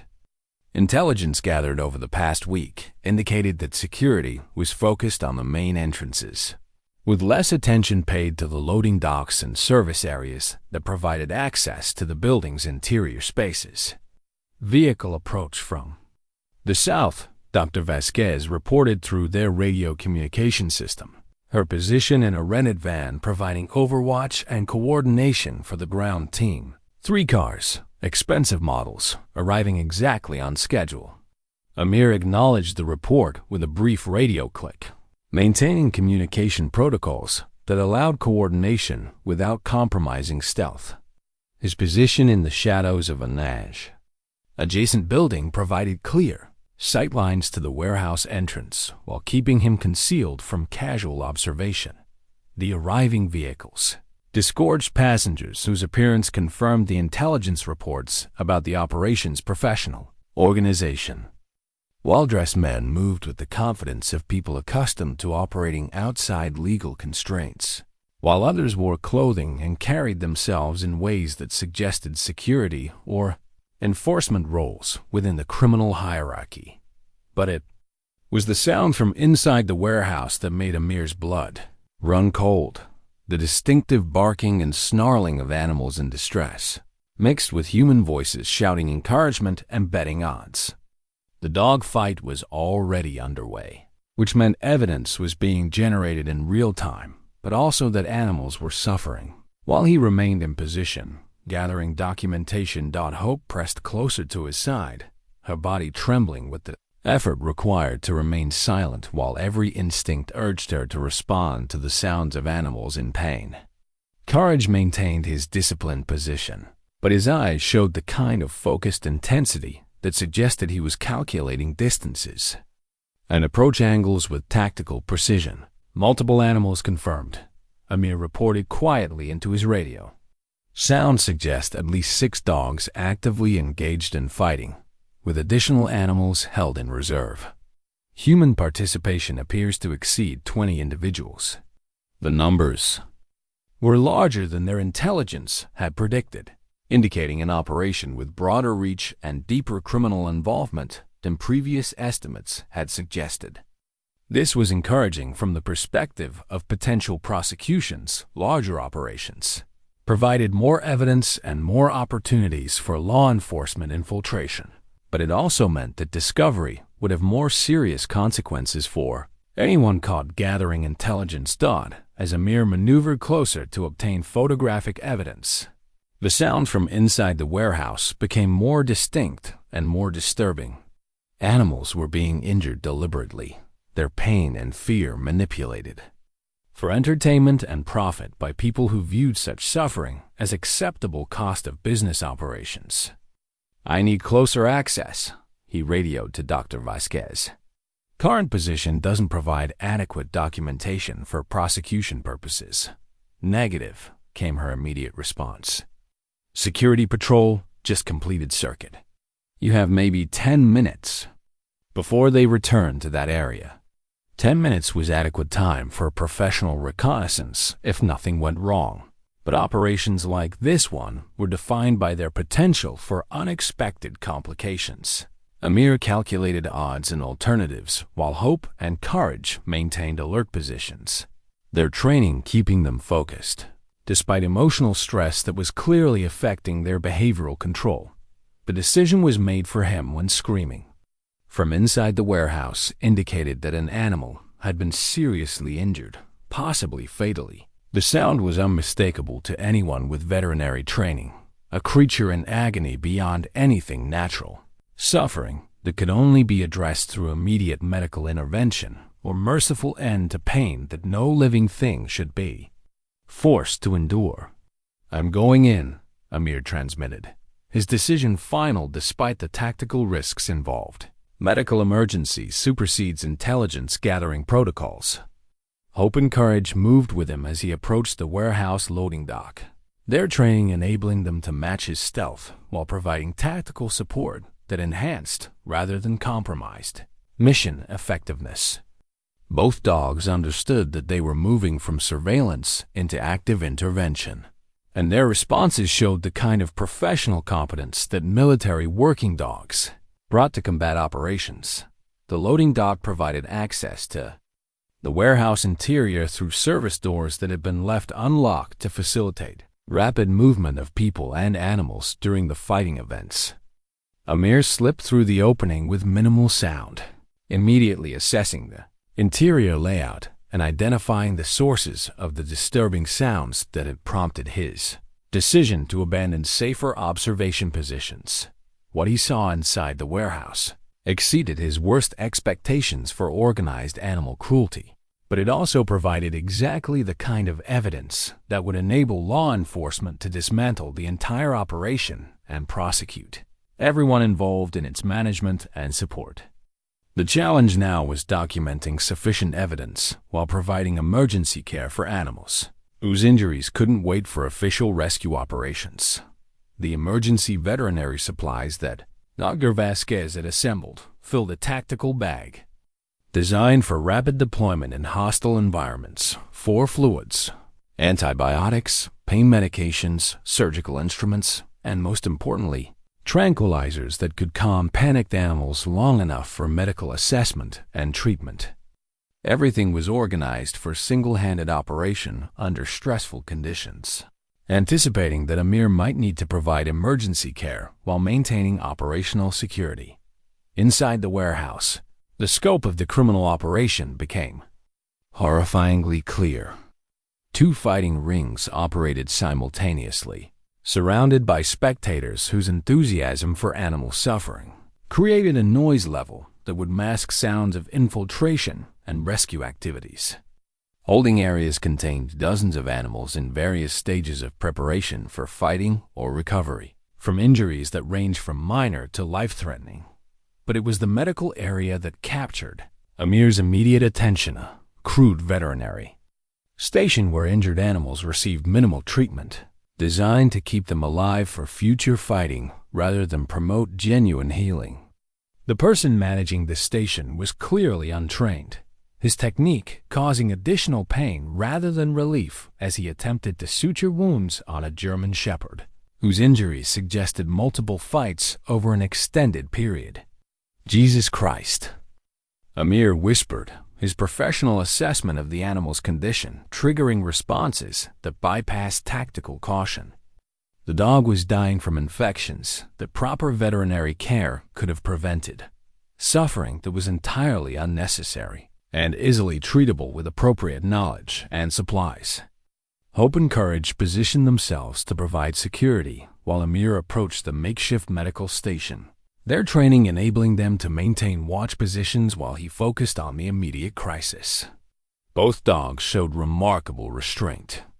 Given the emotional impact of witnessing systematic animal abuse, their professional discipline overriding natural impulses to respond aggressively to obvious threats, the untrained veterinarian was so focused on his crude surgical attempts that he didn't notice Amir's approach until professional hands gently displaced his incompetent efforts. "Step away," Amir said quietly, his voice carrying the authority of someone accustomed to command respect in medical emergencies. "You're killing him." The man's startled response was silenced by the sight of Amir's hands moving with textbook precision to address the German Shepherd's most critical injuries. Emergency triage identified infected bite wounds, internal bleeding that required immediate surgical intervention, and dehydration severe enough to threaten organ failure within hours. "Who the hell are you?" The man managed finally, his question, carrying more confusion than aggression as he watched professional veterinary techniques he had never seen before. "Someone who actually knows what he's doing," Amir replied, establishing 4 access with single attempt success while simultaneously calculating medication dosages based on the animal's estimated weight and condition. "This dog needs surgery and at least a week of intensive care. What you were doing would have killed him in the next hour." As he worked, Amir's camera was documenting everything: the crude conditions, the untreated injuries, the evidence of systematic neglect that violated every animal welfare law in multiple jurisdictions. The photography had to be accomplished without compromising medical care, requiring coordination between evidence gathering and life-saving treatment that demanded total focus and perfect timing. The German Shepherd responded to proper medical Care with the resilience that characterized animals whose will to live remained intact despite deliberate cruelty. 4 fluids began addressing dehydration. Antibiotics started fighting infections. And most importantly, professional pain management allowed him to relax for the first time in weeks. "My God, look at that," the untrained assistant whispered, watching. The transformation as proper medical care took effect. "I've been trying to help them, but nothing I did ever worked like this." "Medical training isn't optional when lives are at stake," Amir replied, his assessment extending to other animals in the holding area whose conditions range from treatable to critical. "These animals deserve the same quality of care we provide to human patients."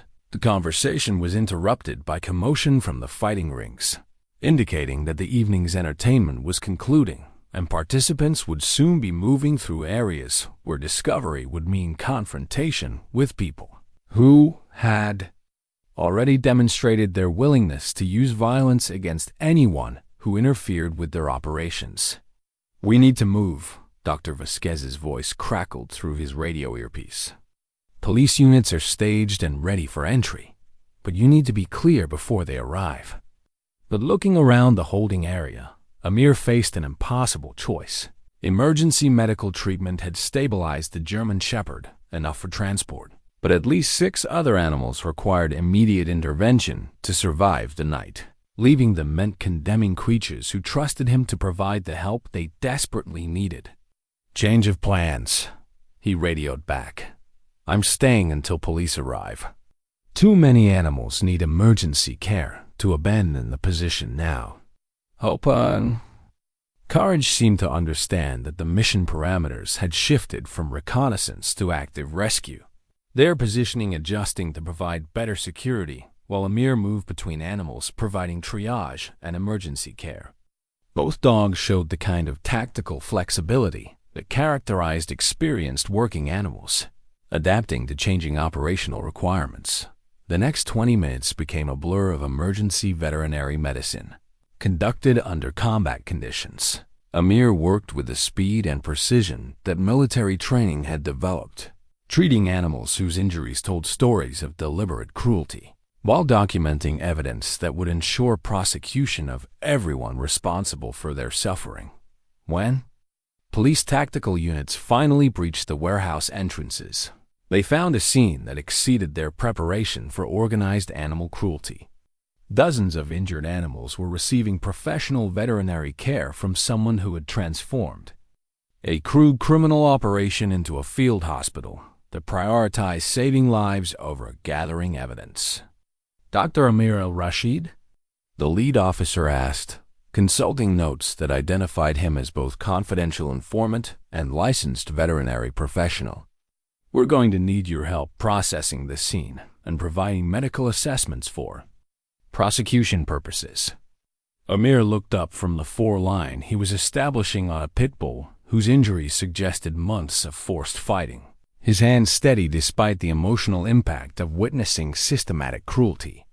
Hope and Courage flanked him protectively, both dogs maintaining alert positions while clearly exhausted from the stress of extended tactical operations. "These animals need transport to proper veterinary facilities immediately," he replied, his professional assessment taking precedence over law enforcement priorities. "Evidence preservation is important, but not at the cost of lives that can still be saved." As dawnlight began filtering through the warehouse windows, the scope of the rescue operation became apparent. 43 animals were removed from the facility, ranging from puppies intended for fighting training to veterans whose scars told stories of prolonged abuse. Each animal represented evidence of criminal activity, but more importantly, each represented a life that had been given a second chance through the intervention of people who refused to accept that suffering was inevitable. Hope and Courage had not only survived their own near-death experience, they had participated in preventing similar tragedies for dozens of other animals, whose only crime was being born into a world where some humans viewed their pain as entertainment. The mission had succeeded beyond all expectations, But success came with the responsibility of ensuring that rescue was followed by recovery, healing, and placement in homes where love replaced cruelty as the defining characteristic of daily life. The new veterinary clinic sign gleamed in the morning sunlight, its professional lettering reading Amir and Sarah Memorial Animal Clinic in both English and Spanish, with smaller text identifying Dr. Elena Vasquez as Chief Medical Officer and Amir Hassan al-Rashid as Senior Veterinary Technician and Director of Trauma Recovery Services. The sign represented more than a business partnership. It embodied the transformation of grief into purpose, loss into healing, and individual survival into community service. 6 months had passed since the warehouse raid that dismantled dog-fighting ring and led to the arrest of 37 individuals on charges ranging from animal cruelty to racketeering. The legal proceedings had established precedents for prosecuting organized animal abuse, but more importantly, they had generated resources and community support for comprehensive animal welfare programs that addressed both immediate rescue needs and long-term prevention strategies. Amir stood in the doorway of the clinic, watching Hope and Courage demonstrate their skills as certified therapy dogs to a group of children from the local elementary school. Both dogs had completed professional training programs that channeled their intelligence and resilience into healing relationships with young people who had experienced various forms of trauma. Hope, now fully grown into a medium-sized dog with golden coat and expressive eyes, specialized in working with children who struggled with anxiety and depression. Her gentle nature and intuitive responses to human emotional states made her exceptionally effective at providing comfort during difficult conversations and therapeutic sessions. She seemed to understand that her role was to offer unconditional acceptance and peaceful presence when words were inadequate for addressing pain. Courage had developed into the impressive German Shepherd that his puppy promise had suggested, but his size was tempered by remarkable gentleness that made him ideal for working with older children and teenagers whose trust had been damaged by adult betrayal. His protective instincts had been channeled into therapeutic relationships where his presence provided security that enabled healing conversations to occur safely. "They remember being scared," Miguel observed, joining Amir in watching the therapy session. At 13, the boy had grown several inches and acquired the confident bearing that came from having purpose and adult mentorship that supported his development. He had enrolled in a pre-veterinary program at the community college while continuing to work at the clinic, his natural aptitude for animal care developing under professional guidance that honored his street-smart intelligence.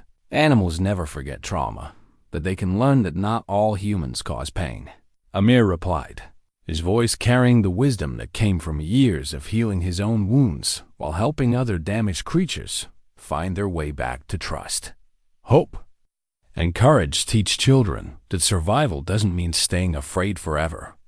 The clinic itself had evolved far beyond the emergency treatment facility, where 2 dying puppies had received life-saving care, 3 examination rooms, a surgical suite, boarding facilities for animals in recovery, and most importantly, dedicated space for animal-assisted therapy programs that served both the clinic's patients and the broader community's children who needed healing that traditional medicine couldn't provide alone. Dr. Vasquez emerged from the surgical suite where she had been spaying a dog rescued from conditions similar to those that had nearly killed Hope and Courage.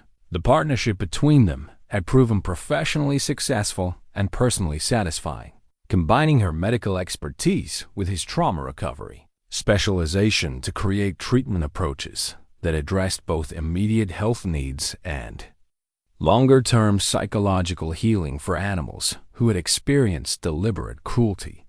"The Border Collie is going to make a full recovery," she reported, reviewing surgical notes with the satisfaction of someone whose work prevented suffering rather than simply responding to it.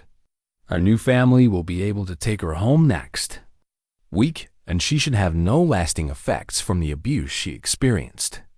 This outcome had become routine rather than miraculous, a testament to the effectiveness of comprehensive treatment that combined medical intervention with behavioral rehabilitation and careful placement in homes prepared for the challenges of helping traumatized animals learn to trust again.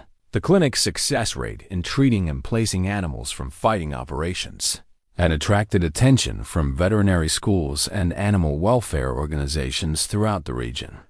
15 more animals scheduled for intake this week, Amir noted, consulting the appointment book that documented the steady stream of cases that arrived at the clinic. Including 3 dogs rescued from the breeding operation the police shut down in Oakland, and a litter of puppies found abandoned near the train station. Each animal represented both a crisis requiring immediate response and an opportunity to demonstrate that healing was possible, even after severe trauma. The work was demanding and sometimes heartbreaking, but it was also profoundly satisfying in ways that connected directly to Amir's sense of purpose and professional identity. The apartment above the clinic had become Amir's first permanent housing in 4 years, a modest space that provided security and proximity to the animals who still required his care outside normal business hours. The transition from street homelessness to professional respectability had been complicated by bureaucratic challenges and psychological adjustments, but it had been supported by community members who understood that his expertise was valuable, regardless of his unconventional path to acquiring it. Hope and Courage lived with him in the apartment, their presence providing continuity between his past survival and his current purpose. Both dogs had adjusted well to domestic life while maintaining the working animal disciplines that made them effective therapy partners. Their morning routines included visits to the market where vendors still greeted them as celebrities whose recovery had inspired broader community investment in animal welfare. "Maria wants to know if you're coming for dinner Sunday," Miguel reported, relaying an invitation that had become weekly tradition. "Hassan is making bread, and Carmen got some fish that she says needs to be cooked by someone who knows what he's doing." The invitations represented acceptance and family relationships that Amir had thought were permanently lost when grief and trauma had driven him to the streets. But healing, he had learned, often occurred in unexpected directions. Helping others had taught him to accept help from others. Saving animals had restored his faith in human goodness, and building professional relationships had reminded him that isolation was a choice rather than an inevitable consequence of loss. "Tell them we'll be there," he replied, using the plural that acknowledged Hope and Courage as full family members whose presence was expected and welcomed at community gatherings. "And ask if they need anything from the clinic. Mrs. Chan's cat is due for vaccinations, and I know Hassan has been worried about that stray dog he's been feeding." As afternoon transitioned toward evening, the clinic settled into the peaceful rhythm that marked the end of another successful day of healing work. Animals in recovery rested in comfortable enclosures. Therapy dogs concluded their sessions with satisfied expressions that suggested work well done, and human staff completed paperwork that documented progress toward goals that honored both professional standards and deeper commitments to preventing suffering whenever possible. Amir found himself standing in the same spot where he had first held Hope and Courage as dying puppies, remembering the fear and desperation that had characterized that morning when their survival had seemed impossible. The transformation his, theirs, and the community served as daily reminder that healing was always possible, even when circumstances suggested the damage was too severe to overcome. The faded photograph in his wallet now shared space with newer images, Hope and Courage receiving their therapy dog certifications, the clinic's grand opening ceremony, Miguel accepting his acceptance letter to veterinary school, and most treasured, a picture of him standing beside Sarah's grave with both dogs at his side, finally able to visit her resting place without being overwhelmed by grief and guilt. "She would be proud," Dr. Vasquez said quietly, joining him in the moment of reflection that had become part of their daily routine. of the animals you've saved, the children you've helped heal, and the way you've turned your own pain into something that prevents suffering for others. Amir nodded, understanding that recovery was not the absence of grief, but rather the ability to carry loss in ways that generated compassion rather than bitterness. Hope and courage had taught him that second chances were possible, that love could triumph over trauma, and that the most profound healing often occurred when broken creatures found ways to care for other broken creatures. As evening settled over the clinic, Hope and Courage took their positions beside him with the contentment of animals who knew they were valued, protected, and loved. Tomorrow would bring new animals requiring care, new children needing therapeutic support, and new opportunities to demonstrate that kindness remains stronger than cruelty, even in a world where both forces competed for dominance. The cardboard box that had started everything sat in the clinic's storage room, preserved as a reminder of how quickly circumstances could change when people chose compassion over indifference.